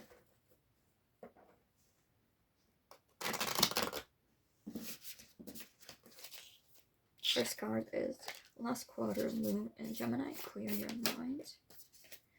And then we have last quarter moon in Virgo, attend to the details.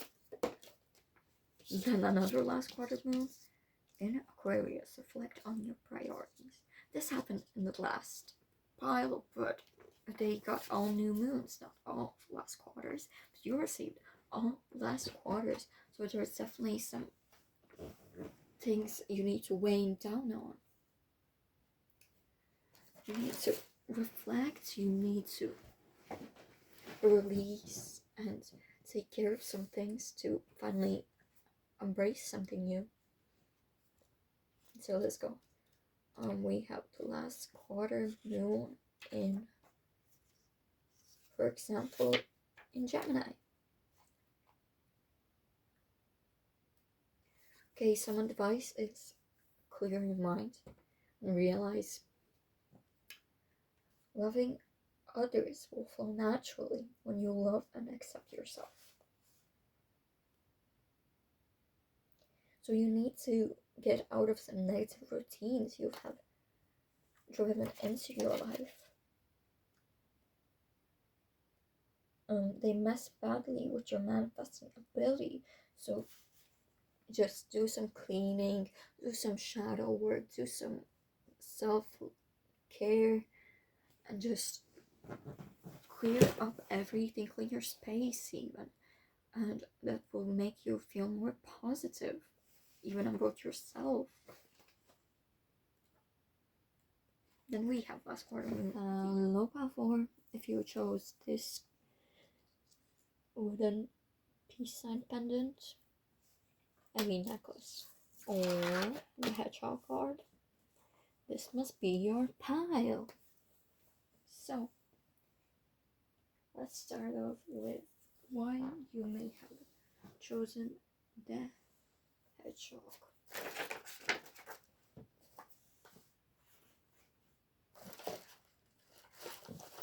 So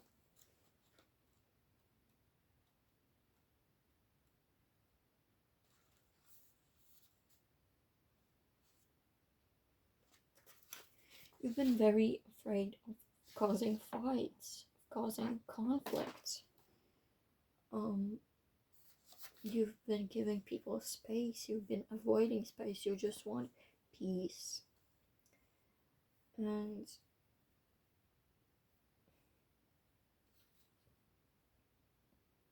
you've always wanted to help people, even when it's unnecessary. You've always found ways to make it necessary.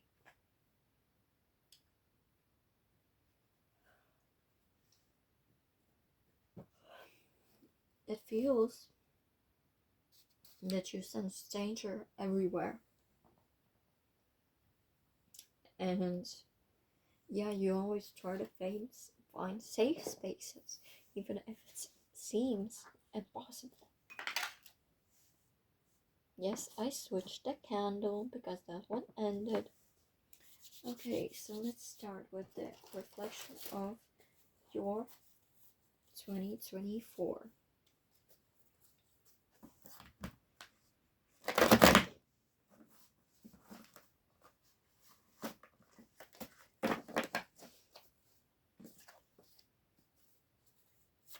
What are the lessons learned in 2024 for 5-4?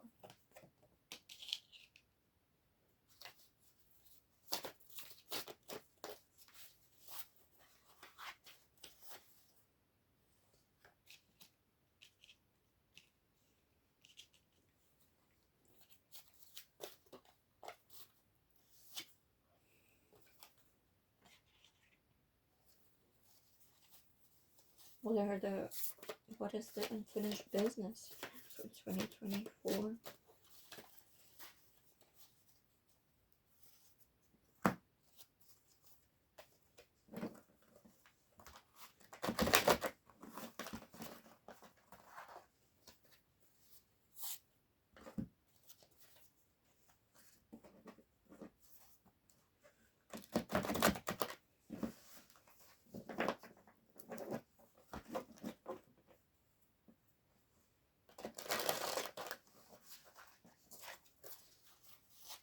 Unfinished business from 2024.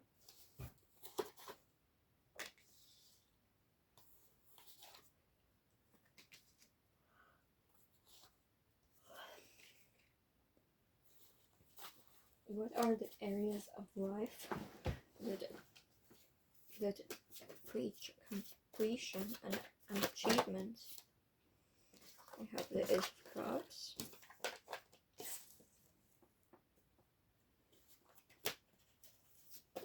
What are the areas of completion? Two of Pentacles, and what to let go, moving on to the new year. Ten of Cups.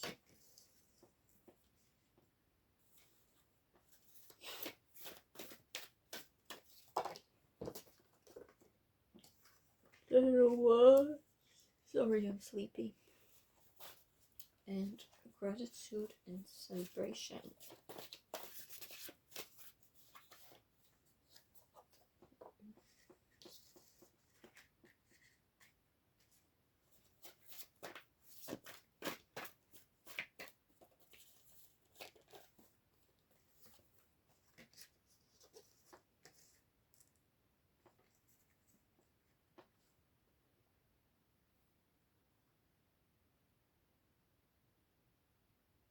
Okay, so the lessons learned are that everyone needs rest. Not just you, the people around you, not just the people around you, but also you. You've learned what situations you're holding back yourself in, what situations you've trapped yourself in, and you found a way to stop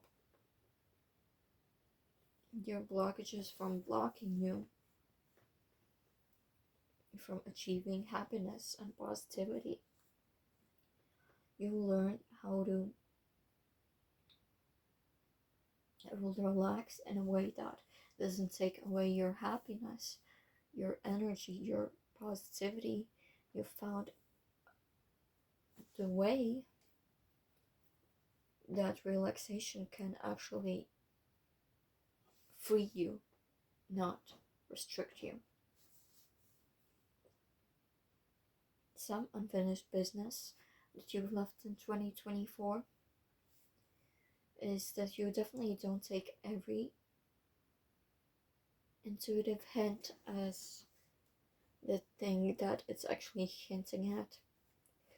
You just want it to hint at what you take as. And so you gotta find a way to be more strategic about your intuition, how not everything that suits what you've been wanting to and is forecasted with your intuition is telling you exactly that, because not everything is here to make you win. And so you gotta make yourself win and rely on something that's telling you, oh, of course you're going to win, and it might be your imagination. Some areas of completion and achievement is that you've found a work and life balance. You've also found the people that enlighten your day, that illuminate a spark of light in your day, even if at work, for example, it's been very off and very negative.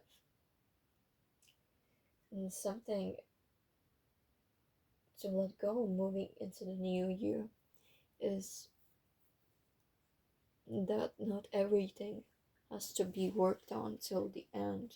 Maybe it's sometimes better and more fulfilling to let go and give up than completing to the end, especially if it gives you pain and burdens you.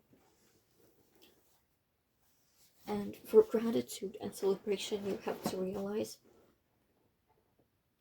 what you've moved on from is for your own better good. The things that you have left in 2024 are the ones fair for you. And so that's all for the small reflection of 2024 for you.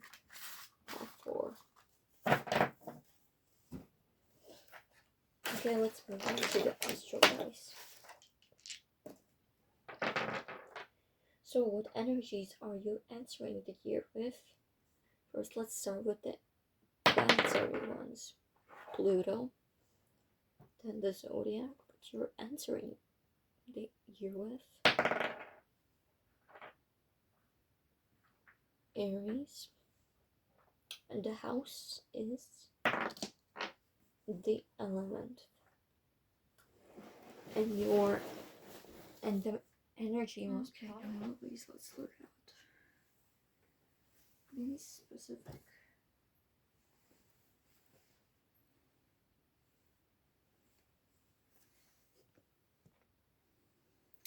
Be specific areas in your life: career, love life, health, growth, and spiritual challenges and blessings.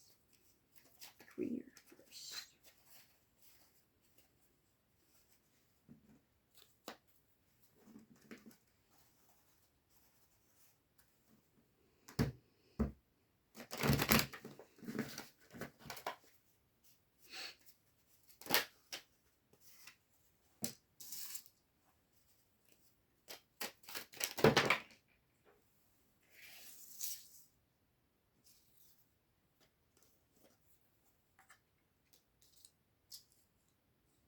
Love life. Oh, wonderful. Ooh.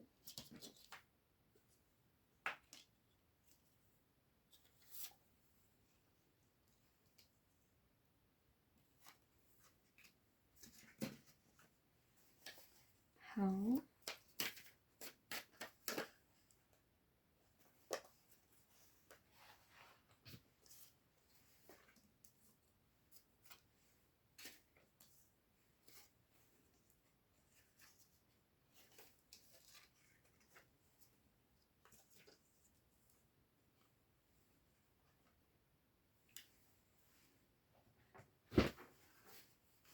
growth and spirituality.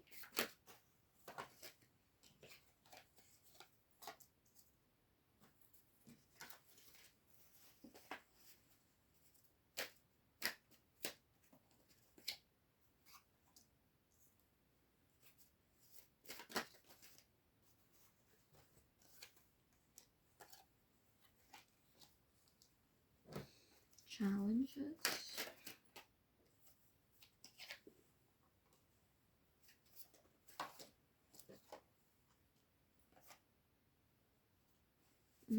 Blessings.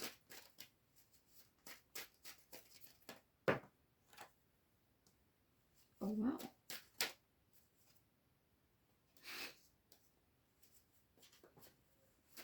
Such hated cards. Probably yes with your blessings. That's lovely.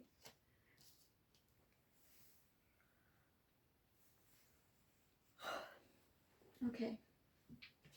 And on the back of the deck we have, wait, the candle extinguished.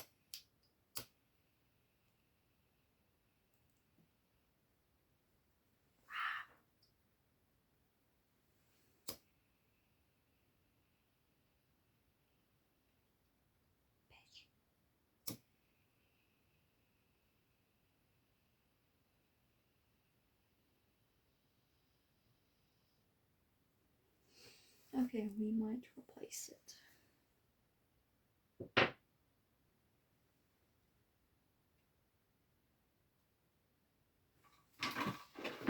Let's go with the big one. Why not?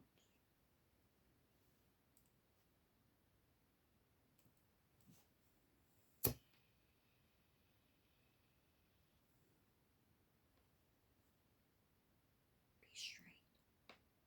Okay. And on the back of the deck we have the Two of Cups, which is, I guess, a major focus in your life, which is partnerships, love, balance, compassion. We'll see. Okay, so in your career, you achieve great progress. I'm telling you, great progress. But you'll still have time to rest and care for yourself and have fun activities outside of it. You will definitely be able to be creative and put your own spark and inspiration into your career. And like, I definitely could be seeing that you do something creative for work and you are just gonna bloom this year. Your work is gonna bloom, it's gonna get attraction, it's gonna get out there, and you receive what you've been needing to earn for it. Love life.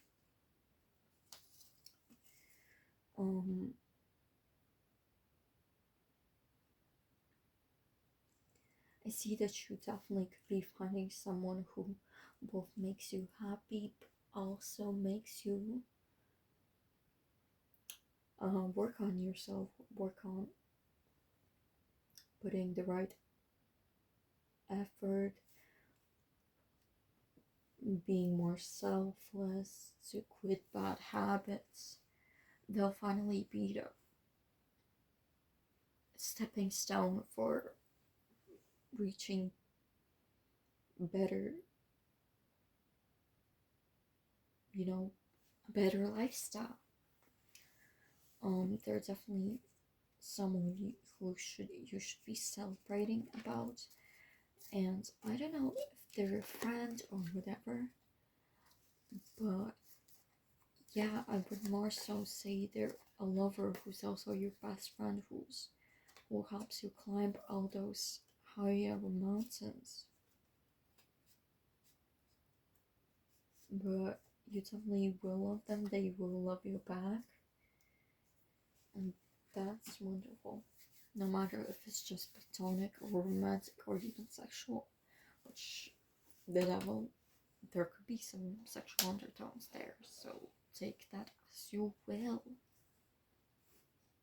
Then we have health.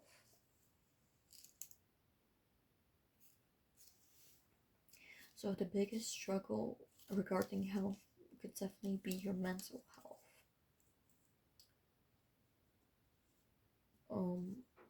You definitely could be stubborn not to, for example, take your meds if that's necessary, or having the power to take proper care of yourself. But I'm seeing that this person that I talked about here could be the motivation for you to achieve greater health. Seems you'll be growing stronger, both physically and mentally, and you'll be trying to make the better choices for you to achieve, the well-being you deserve.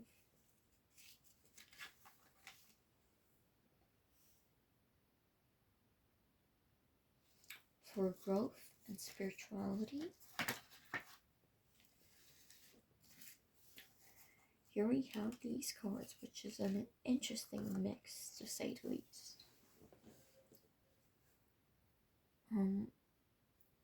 There will definitely be upheavals, there will definitely be,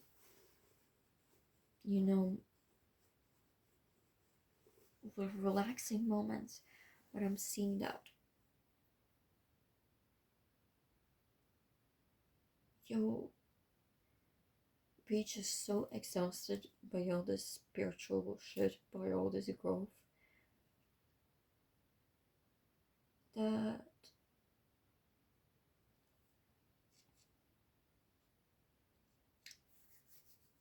you just take a break from it. You just grow, but slowly. Like, of course, you'll be celebrating it, how much you've grown. Of course, you'll be feeling much more at home, finally. You'll be realizing that growth not always has to be as fast as the Knight of Swords.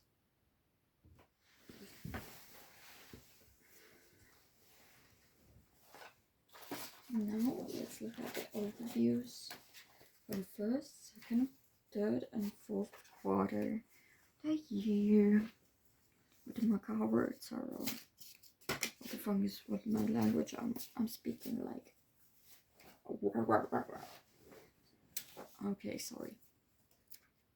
First quarter.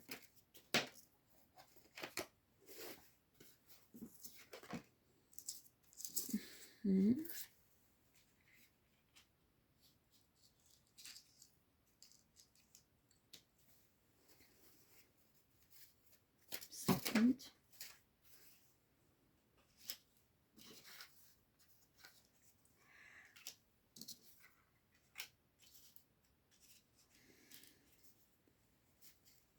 Third.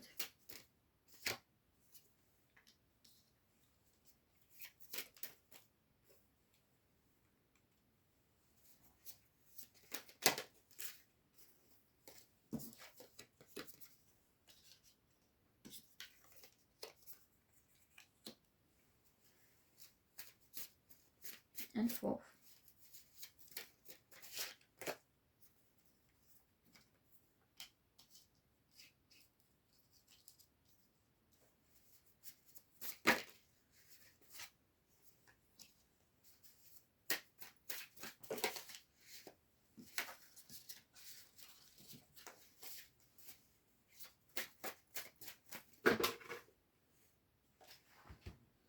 Okay, so we can see that many of the cards just repeat from what we saw in the last section, which is, I can assure that these also can tell what areas of life will be most prominent during these quarters. And for the first, I will mention that you'll still be in some repetitive, obsessive patterns that kind of mess with your comfort, with your health, with your just sense of being here. But during that quarter, during those months, you will gradually work on that area of life which just suppresses you, which makes you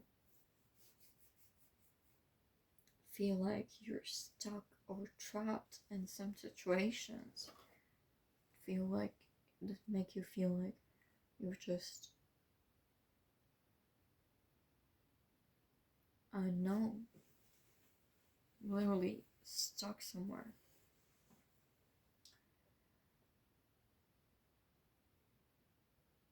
In the second quarter, I'd say that the communication awkwardness might arise, the challenges that I mentioned. During that, you will work on that. You'll be feeling like you're a newborn child that is trying to work out on how to communicate with the world, on how to flow freely with your speech, to not stumble upon something that makes you very misunderstood. You'll be gaining a lot of new knowledge, then you'll be interacting like never then. Okay, now think of 5 questions that I can answer with a yes or no. Then I'll answer why it's a yes or a no. The order is important, by the way. So yeah, think of 5 questions and put them in the order you think suits the best. And pause. And now, question 1. Is it a yes or a no?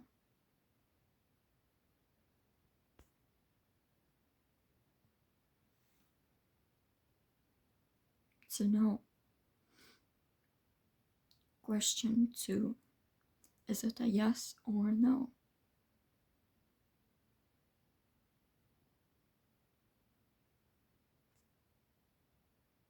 It's a yes. Question 3.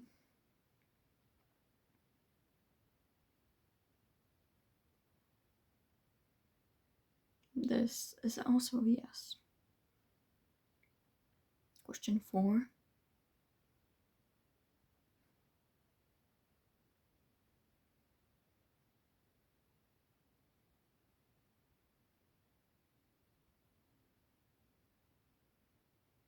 It's a yes. And question 5. Let's say control it, or your friends, they will stop from happening. Or your lover, or anyone that cares about you. They will stop because they know that if it was a yes, that wouldn't be the best for you. Now, why is the second one a yes?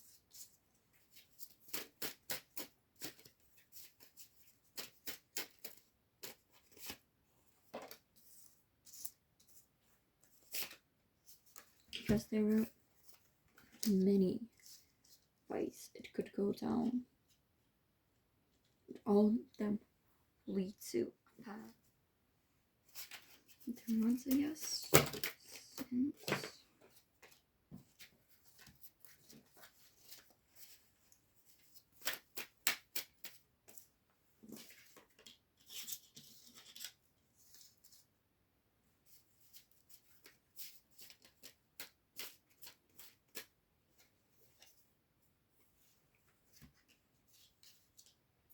since there is something you still have to reconsider. You'll soon receive a message that will surprise you, but it'll affirm your question's answer. I hope. What was his sense?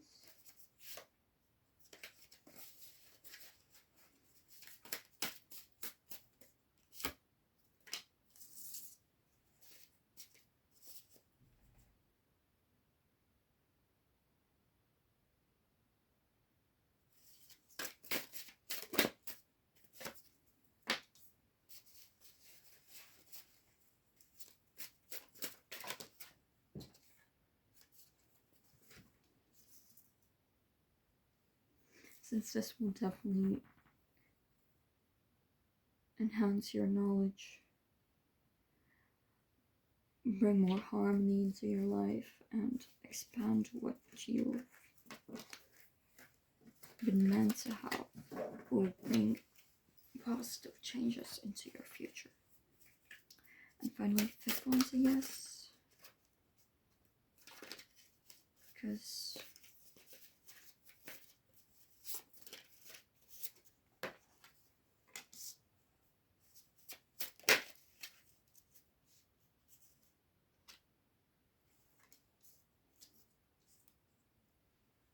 because yeah, even though it may happen, you'll wish it did it. It will drastically change you and cause some chaos into your life. But trust me, that is something that will benefit you in the end. And now let's move on to the channel messages and advice. Let's start with the messages. And here I want to specify that you can channel anyone you want.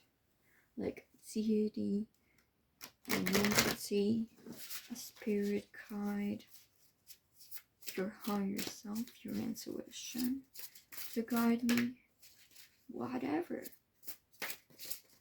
Like, it doesn't have to be a deity, it can be whoever you want. So for the messages, we first have released petals, transformation, death and rebirth, shedding, all change. Then we have the tone, protection, boundaries, clear communication. And then we have the child within, inner mother, innocence, gentleness, and tenderness.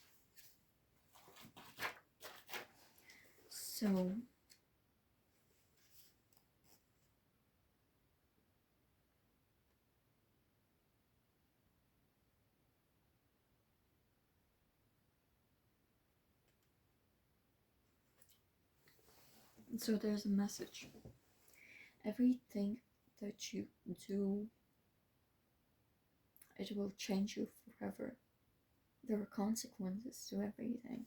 And so if you do some self-destructive behavior, it will leave a wound. And so if you want to change yourself for the better, never will there be a better moment than now when you think about it. Each moment that passes by, we get less chances to improve ourselves, to improve what's already been wounded. You've made yourself different, but that's okay. You can move and change for a better difference.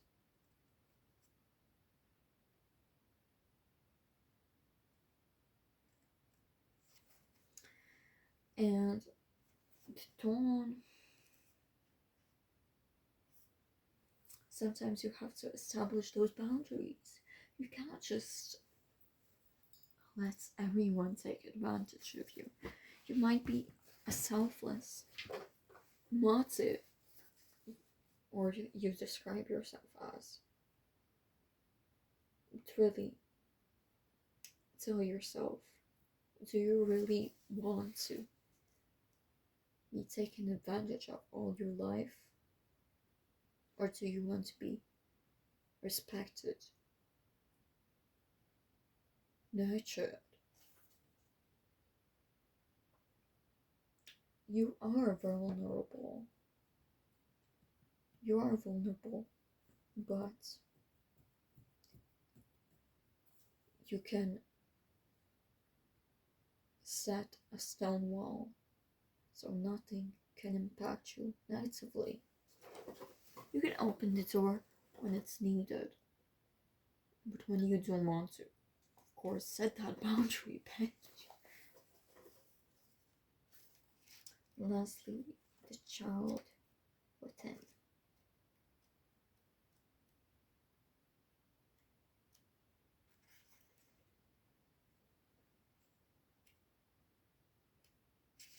Okay.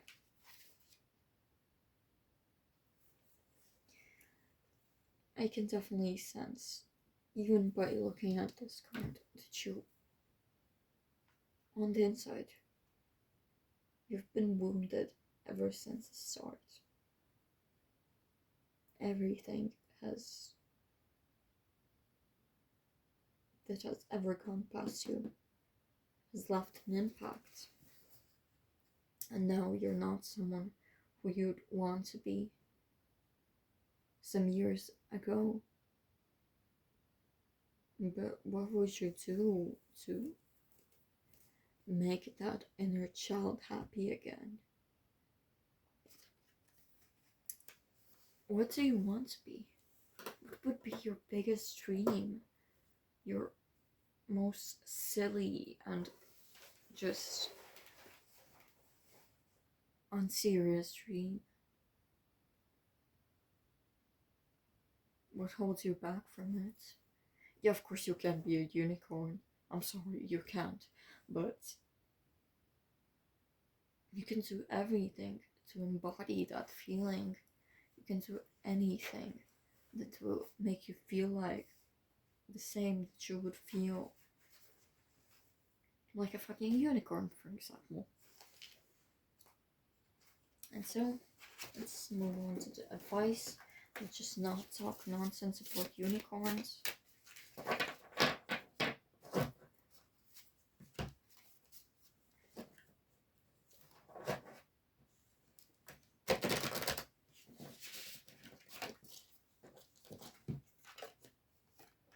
Last quarter moon in Leo, lighten up.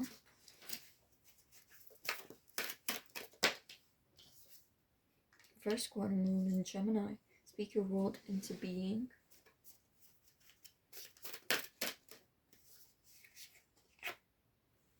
And full moon in Gemini, embrace the flow of life.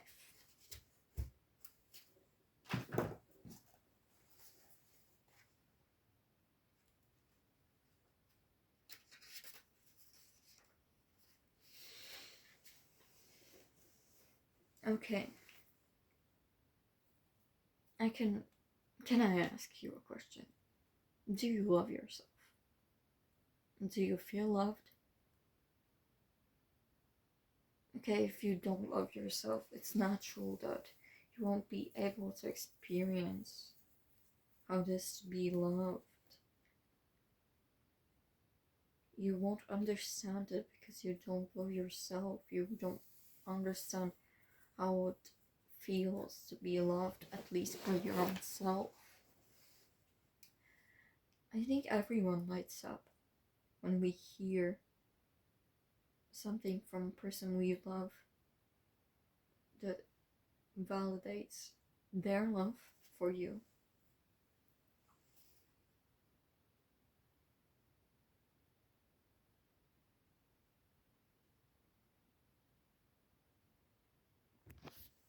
What was I about to say?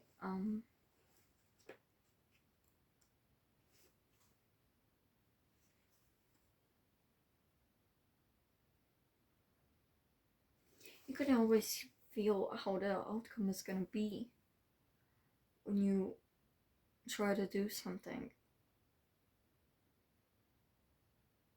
but you don't feel well. Either it goes well, but you wasted all your energy, or it goes well if you did it from a happy place. You know, happy manifesting comes from a happy place. So please just remember to relax when everything feels wrong, and not try to do everything at once, okay? Then we have the first quarter moon in Gemini.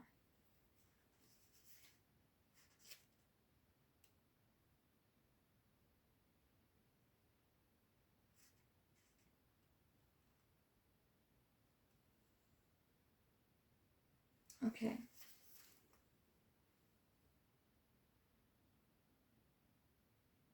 Here you're being asked to feel your way through a situation that's partly sacred and partly mundane. You're asked to be compassionate and clever. You know, have you asked your soul to speak to you?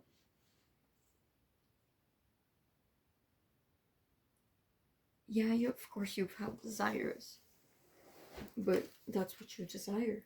That's what your mind tells you. Listen to your heart. It's your need. It's your need to feel fulfilled. And then speak your world into being. And lastly, the full moon in Gemini.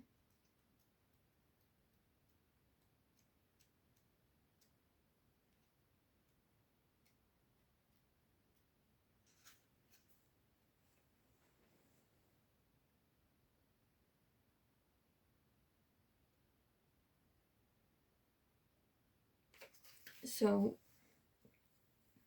yeah, the advice is fully just to embrace the flow of life.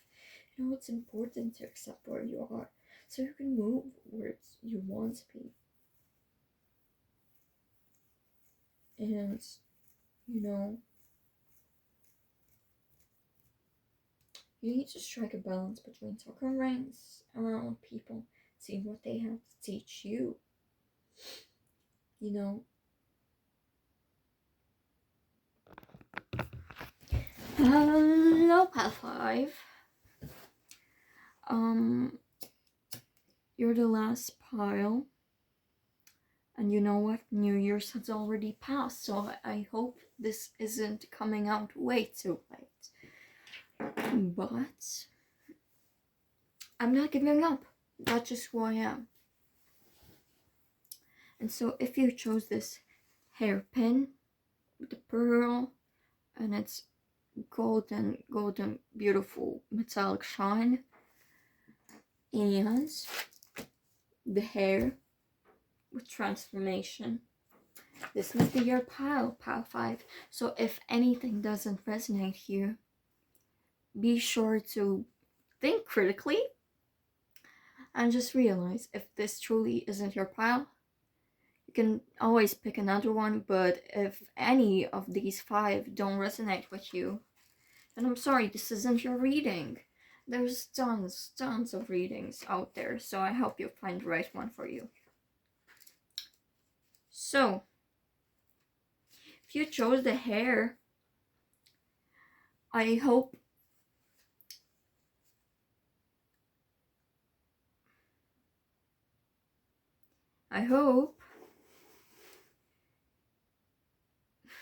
what the fuck was I about to say? Okay, so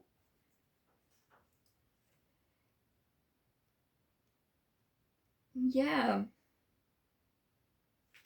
this is your pile. I'm too tired. I'm not gonna explain where you could have chosen the hair, but like, it's right there. Transformation. 2025 is all about transformation for you. So, I'm always so. Oh gosh, I almost burned this bitch. Okay, so first of all, I actually burned something, like it smells burnt here. Okay, I'm so sorry for yapping. Let's move on to the actual reading. Gosh, where are the cards?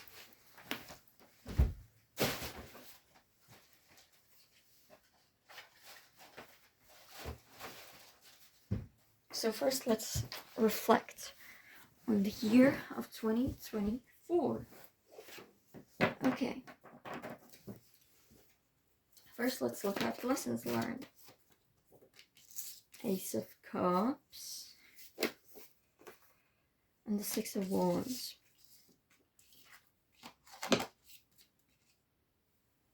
Then unfinished business. Five of Cups.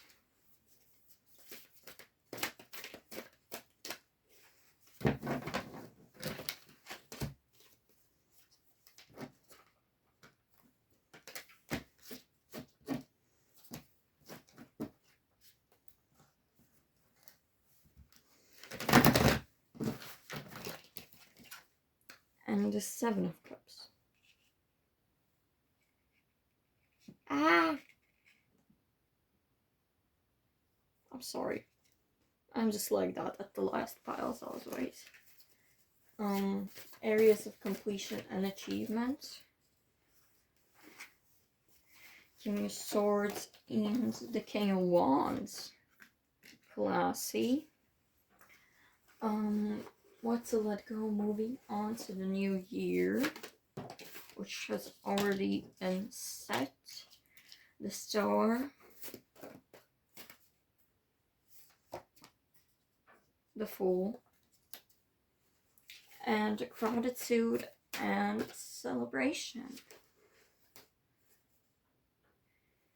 Five of Swords and the Ace of Pentacles. Okay, let's begin. So, the lessons learned. I think it's to share.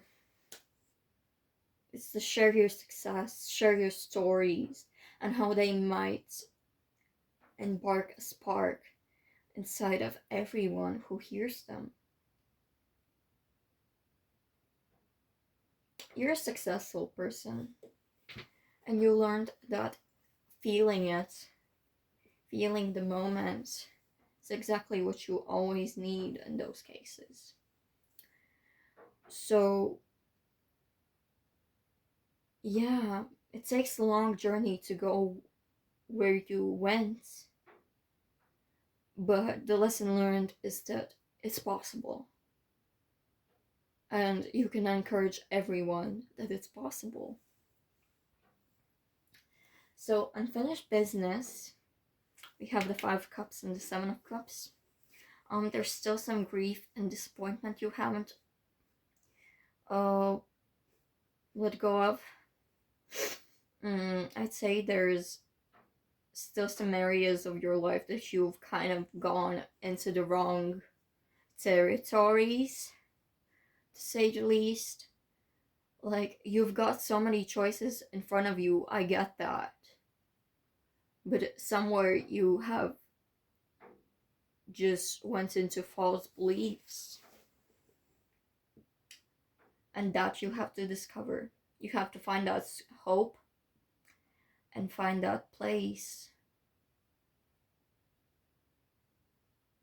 which is just the right place for you. Areas of completion and achievement is that you've actually shown everyone how confident you are, how precisely you can get stuff done, how successful you can be if you're ambitious enough.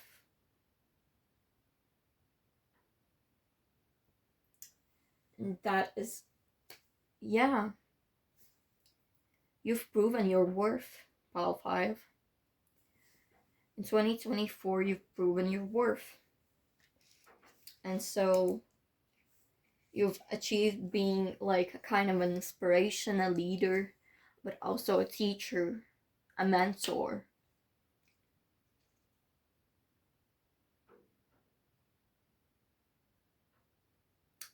You've entered this completely, driving force of life, which is awesome. But that's exactly just like only the masculine energy. So when will you enter the feminine energies? Pile 5. Yeah. And what to let go, moving on to the new year.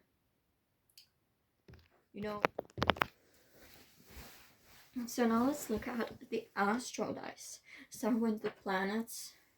It will most likely represent what you're answering the year with. Venus in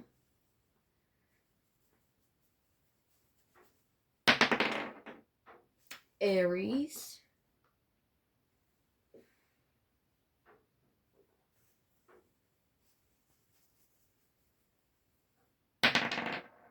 In the 8th house.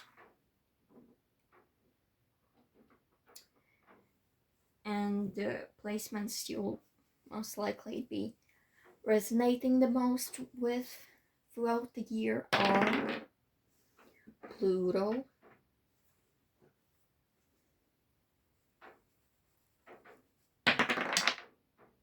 Cancer.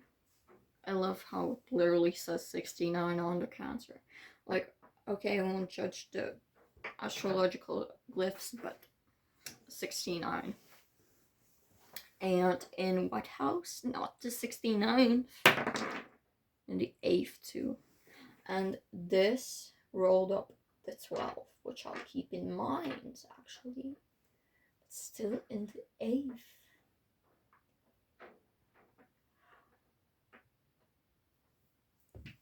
Okay. So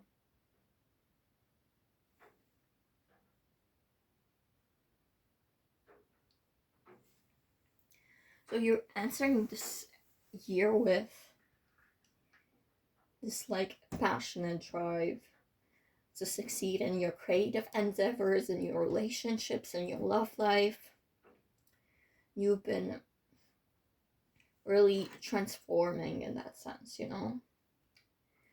You establish new beliefs.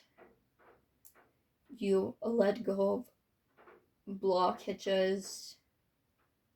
You've kind of banished them, I'd even say. Like, you just set a fire to them and just let go that way.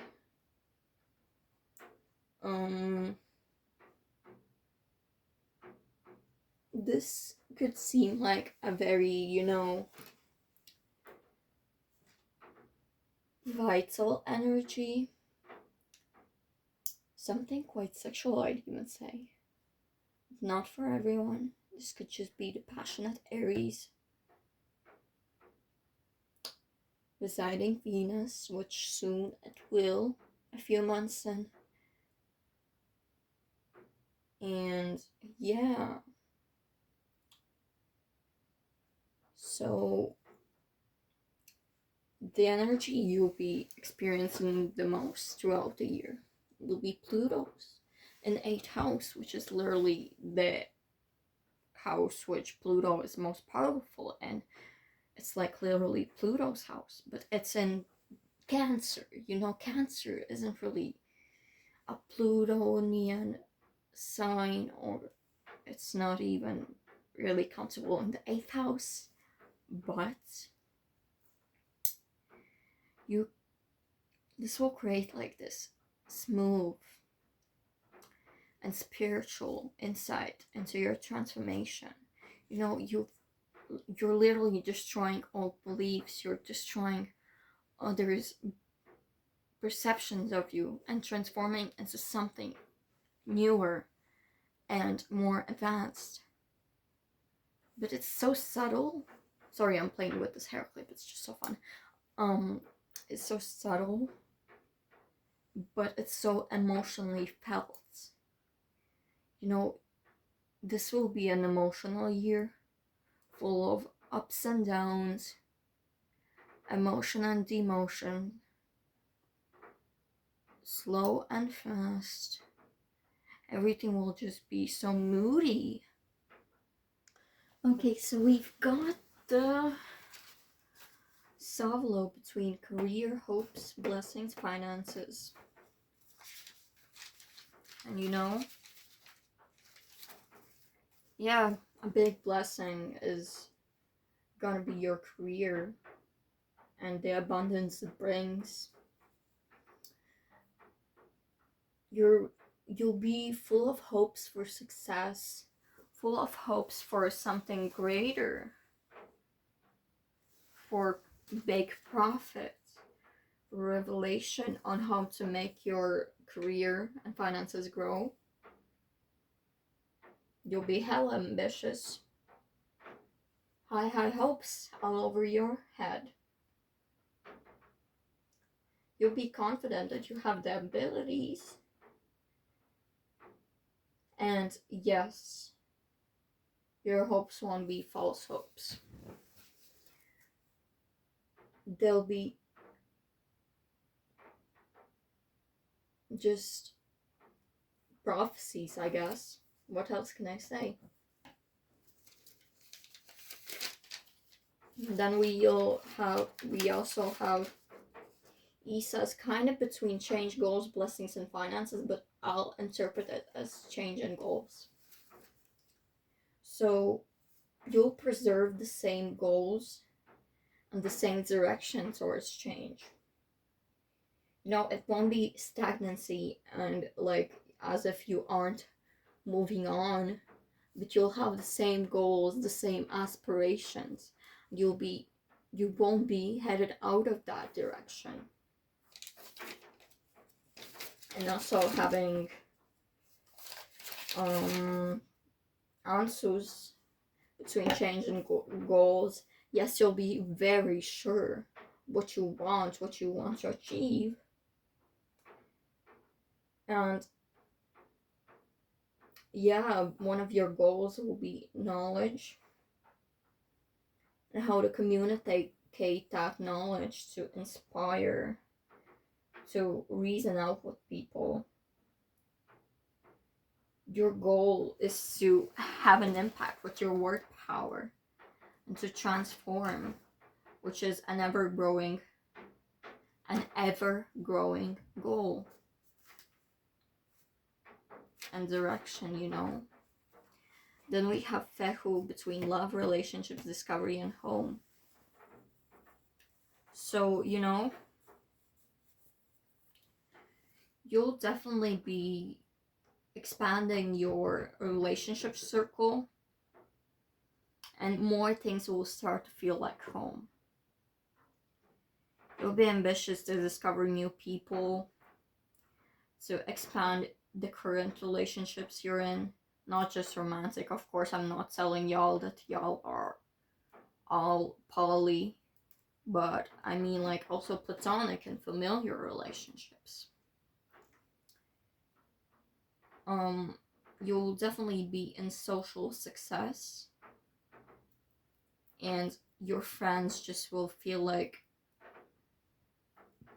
you'll feel at home with them. You'll discover new beginnings, new chapters in your friendships, in your love interests, and you sustain building these like very compassionate and fulfilling relationships.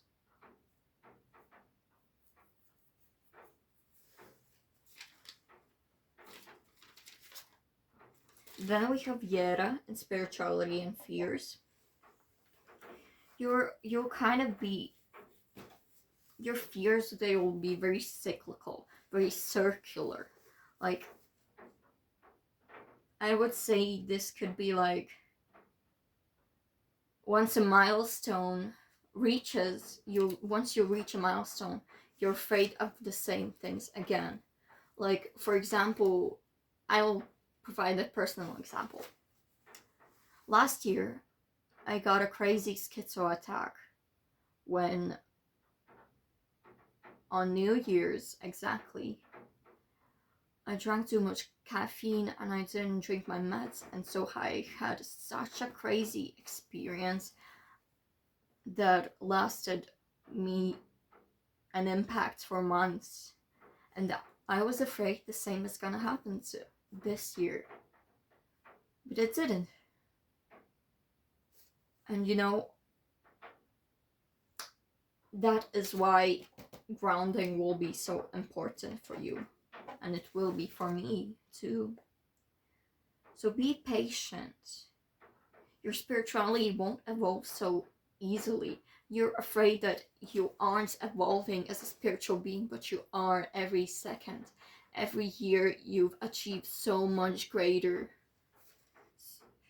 You know, there will be divine timing where you are forced to face your fears, and that will come with a reward, an evolution in your spirituality. I'd say this will be a peaceful year if you put the effort into not embracing your fears. Then we have Tiwas in rescue and release.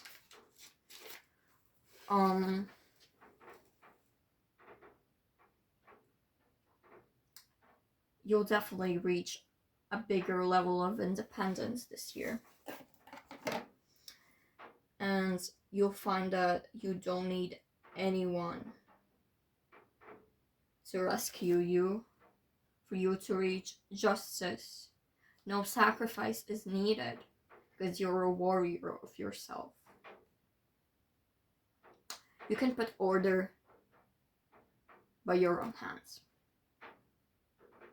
You can achieve peace by your own hands.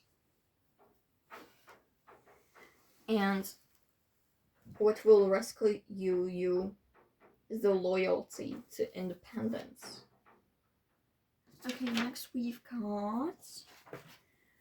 I'll be using the classic red or white tarot cards for just looking at these areas of life, starting with career, which we already discussed a bit.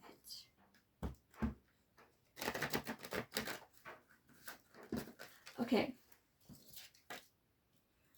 The Nine of Swords.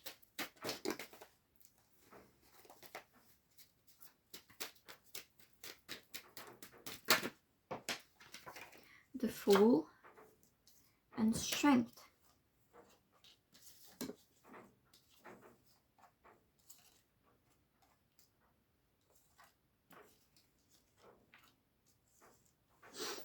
Then we've got the Love Life represented by Emperor, the Ace of Pentacles, and the Two of Cups. So beautiful.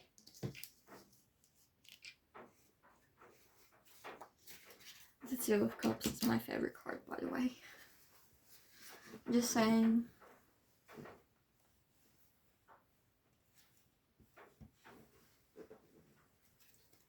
Then we've got Health.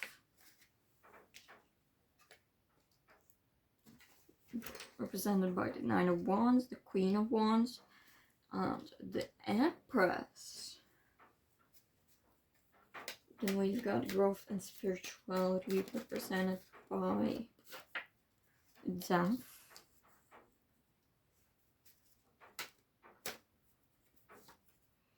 The Knight of Cups. And the Five of Cups. Oh my god, we're creating a heart here. Then we got Challenges represented by the Seven of Swords, the Nine of Cups, and the Six of Wands. I'm just intentionally making it into a heart, why not? And Blessings represented by the Devil, Judgment, and the Ten of Pentacles. Beautiful. Okay. So let's start with the career.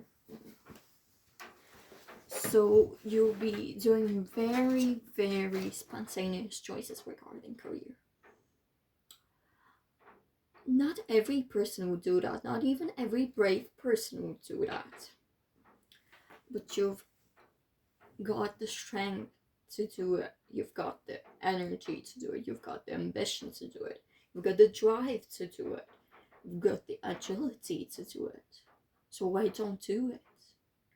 It'll definitely be a hell of a year for spontaneous career choices that will bring you to such amazing new opportunities. Although risky at first, they will grant you the absolute best. Then the love life is represented by the Ace of Pentacles, the Emperor, and the Two of Cups. So you'll be taking every opportunity in action when you'll get the opportunity to move your love life into action. The fuck am I saying? But I hope you get it. So every chance you get, you just take the inspired action. You are spontaneous, bitch, this year, and that will benefit you. You'll manifest such heartfelt partnerships, such meaningful, soulful connections. And that's because you have the guts to take things in your hands. Because you create your reality. And who else would take these steps if not you? So next we've got health and growth. So yeah, your health will be all okay this year. Maybe some struggles which will need minor treatment, but you know,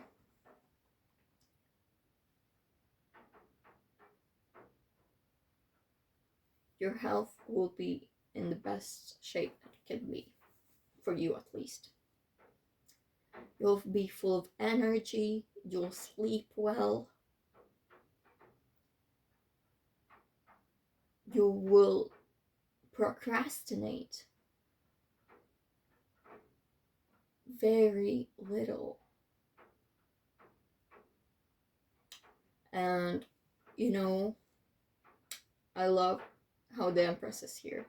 That just means you'll be taking care of not just your physical health, your mental health too. You'll be taking care of yourself. You'll be treating yourself with love and compassion. You'll be nurturing yourself. You'll be feeding yourself enough.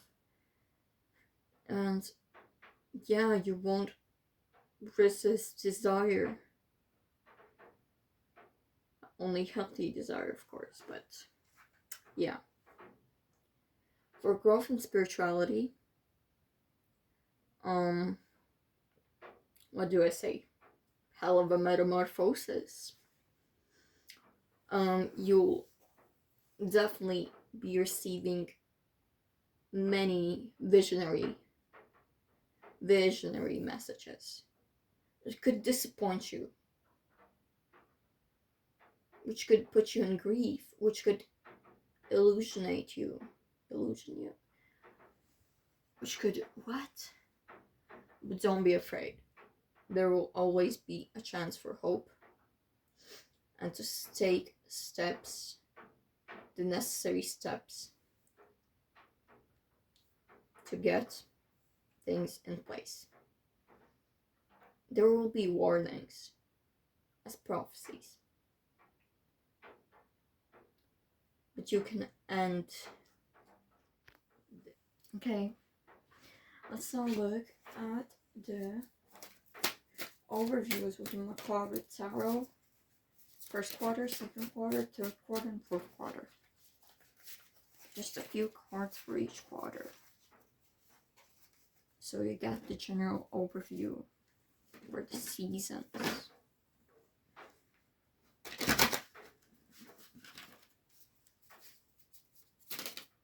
Okay, first quarter.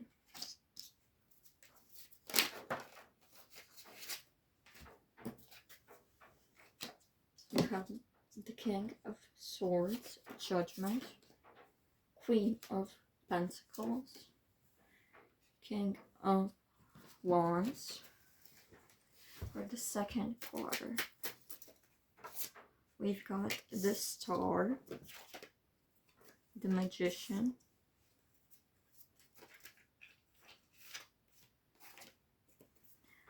the Knight of Pentacles, and the Three of Wands. For the third quarter, we have the Page of Wands. Then we have the Seven of Cups. Then we have Justice for the third quarter. For the fourth quarter, we have the Page of Cups, the Hierophant, and the Ace of Wands. So in the first quarter, it will be, let's say, it will be a productive season, to say the least. You'll be exploring your KK. I hope it didn't cut off where I explained the first quarter. But in the second quarter, your hopes will be fulfilling. You'll be taking steps to guarantee an expansive, an abundant, an effortful future. You're working hard. You're working non-stop. You're working slowly but surely. And that's all for you to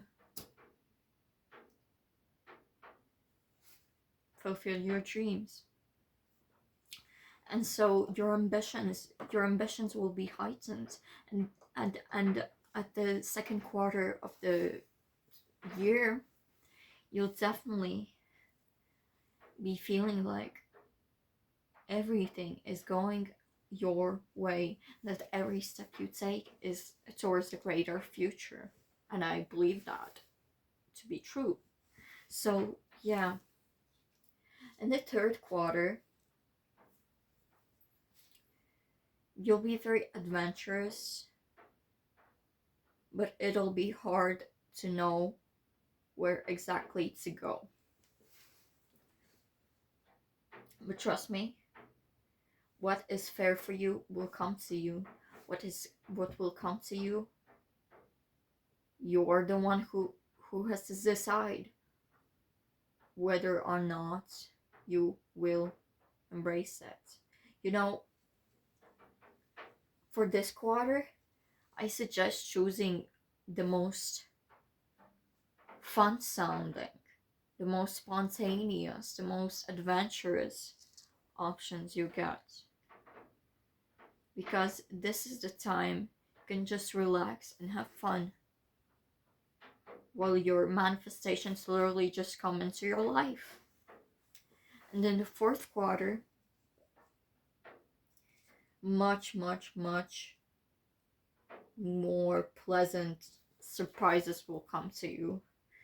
You'll perhaps be really creative, still ambitious as fuck. Like, where do you get all that energy and drive?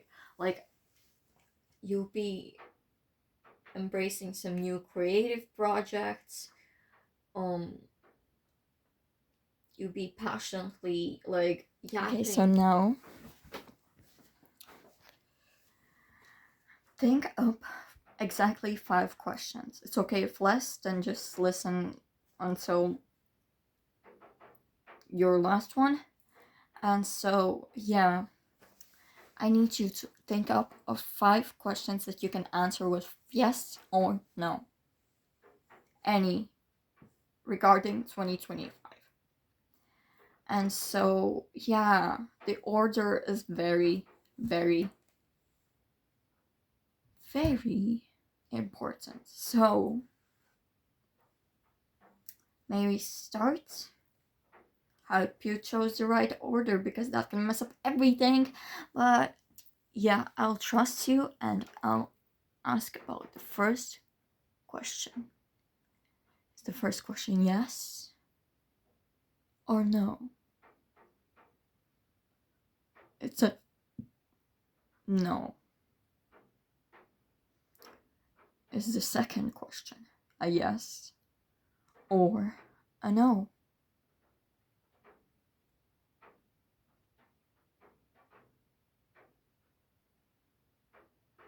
It's a yes. Is the third one a yes or a no?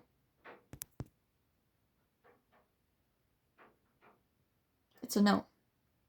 Is the fourth one a yes or a no?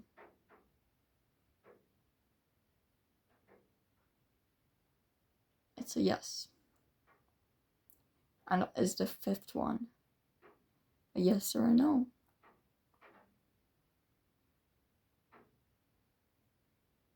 That's funny. That was a no. Okay, so let's look why exactly those were the answers to those questions. Now, this might not be super precise because you could think up the most dumbass shit ever. And yeah, like, so possible you wrecked the order, or maybe this just wasn't meant to be the answer. So yeah, let's look. Why was the first question I know?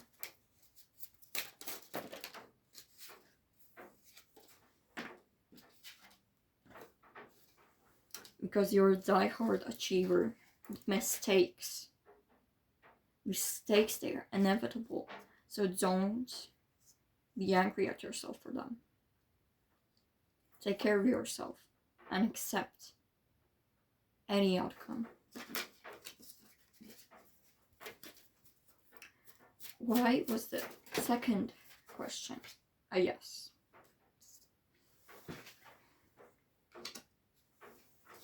Because it's all in your hands. It will be more fair if it's a yes. And I think you're hoping for it to be a yes, and it's a yes. Because you can manifest it no matter what.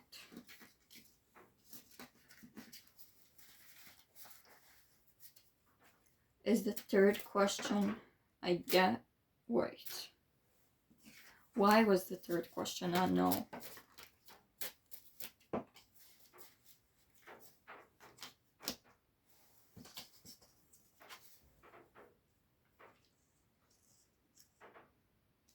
Because it's time to disillusion. There's no more time to play in the world like a child.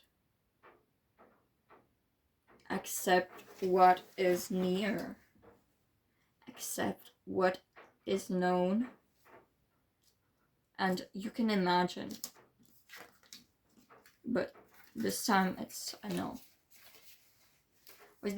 Why was the fourth question a yes? The chariot. Okay. All the time about your interests, and that people will take as you literally giving them advice, you being an authority who guides them. But that's just you being passionate about your subjects. And so these pleasant surprises, a part of them will be just how much people see you as like an authority to them.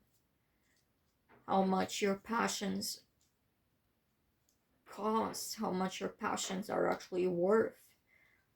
How you're inspiring to all these people. Like, that will come to a conclusion like that.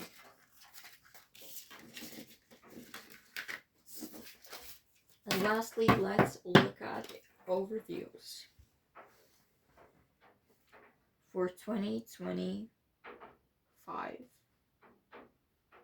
Wait, we did that already. I'm sorry, I'm stupid. Let's now look at the channeled advice and messages, starting with the messages. So you can channel any entity. It can be a deity, it can be just my intuition, it can be just a spirit guide, it can be your higher self, whatever you believe is most suited for this.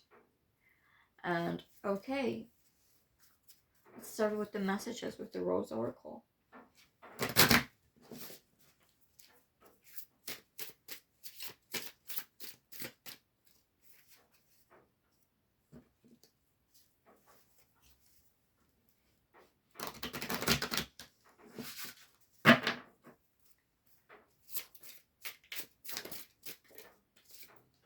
First we have the Temple of the Rose, Ancient Power, Expression, Activation, Scarlet Codes.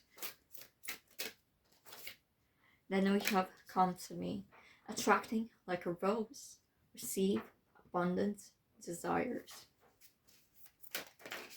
And lastly we have Codes of the Seeds. The blueprint is within you. Take the next step. Exactly what I've been yapping about, you know. Okay, so in 2025,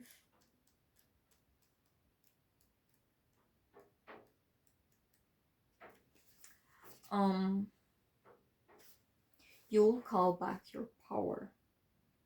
You'll be more expressive of your truth. In fact, you'll literally activate your inner spark. You'll be more authentic, and you will be driven to be more authentic, even if you lie a lot about yourself.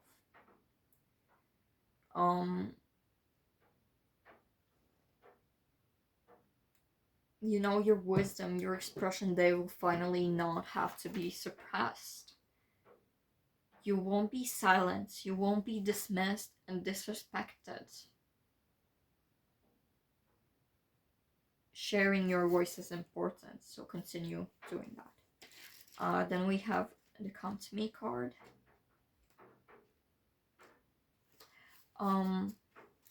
This is calling to you to reconsider, what do you truly desire? What does your heart desire? Do you perhaps think, oh, you desire this, this, this, and that? But do you need that? Will that grant you what you need to reach your higher purpose? So think it truly like that. So when you are ready, open up and you receive. You take the necessary steps. You already attract like a flower. And so don't be like, oh, I'm overestimating, I can't do this. But you can do everything. Trust me, you can. Especially like a person like you, you're so inspiring. Like, oh my god. Okay. And the codes of the seeds.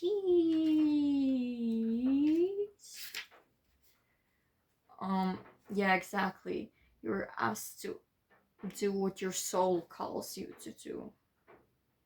You're asked to take the steps necessary to fulfill your inner calling.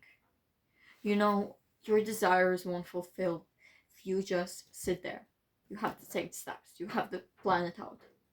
The blueprint is within you, exactly. But take those steps and start building it, even if it seems risky.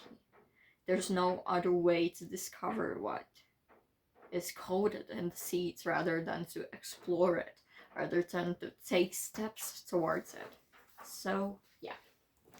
Now let's look at the channel advice.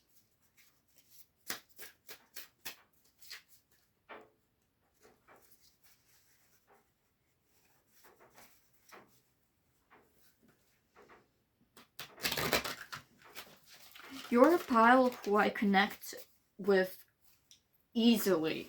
Like with other pals, it wasn't so easy to connect with you at all. So now I'm just literally telling everything that comes to my mind because, like, you're easy to. You're like honest. Your energy is honest and tells me exactly what I need to tell. Or maybe I'm just not tired anymore. Drank some coffee, didn't sleep at night, and now my intuition is open. Like I should be dreaming right now, but I'm just divinating. So, yeah. First, let's start with the new moon in Pisces.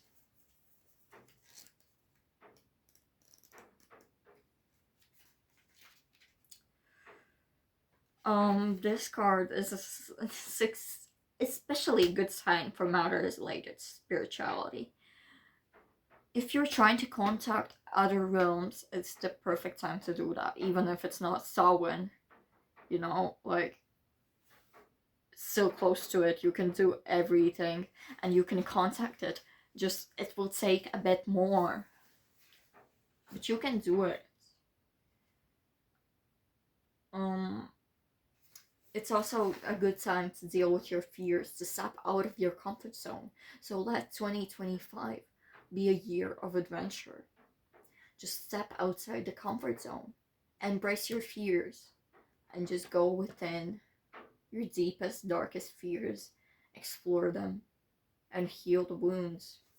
Like, you can't heal it in other ways that isn't like grasping them. You have to grasp it, you have to feel it. It's horrible feeling those feelings again. But when you'll understand them, when you'll not be afraid anymore, then you'll be able to heal.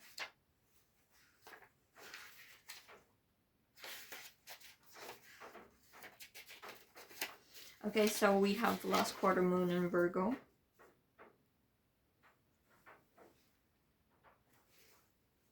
Of course, I'm telling you to go on adventures, risk the whisk or whatever. I think I invented that, risk the whisk. But you know, still there's gotta be the bills to pay, you know. Um, but you know, have that work and life balance. Like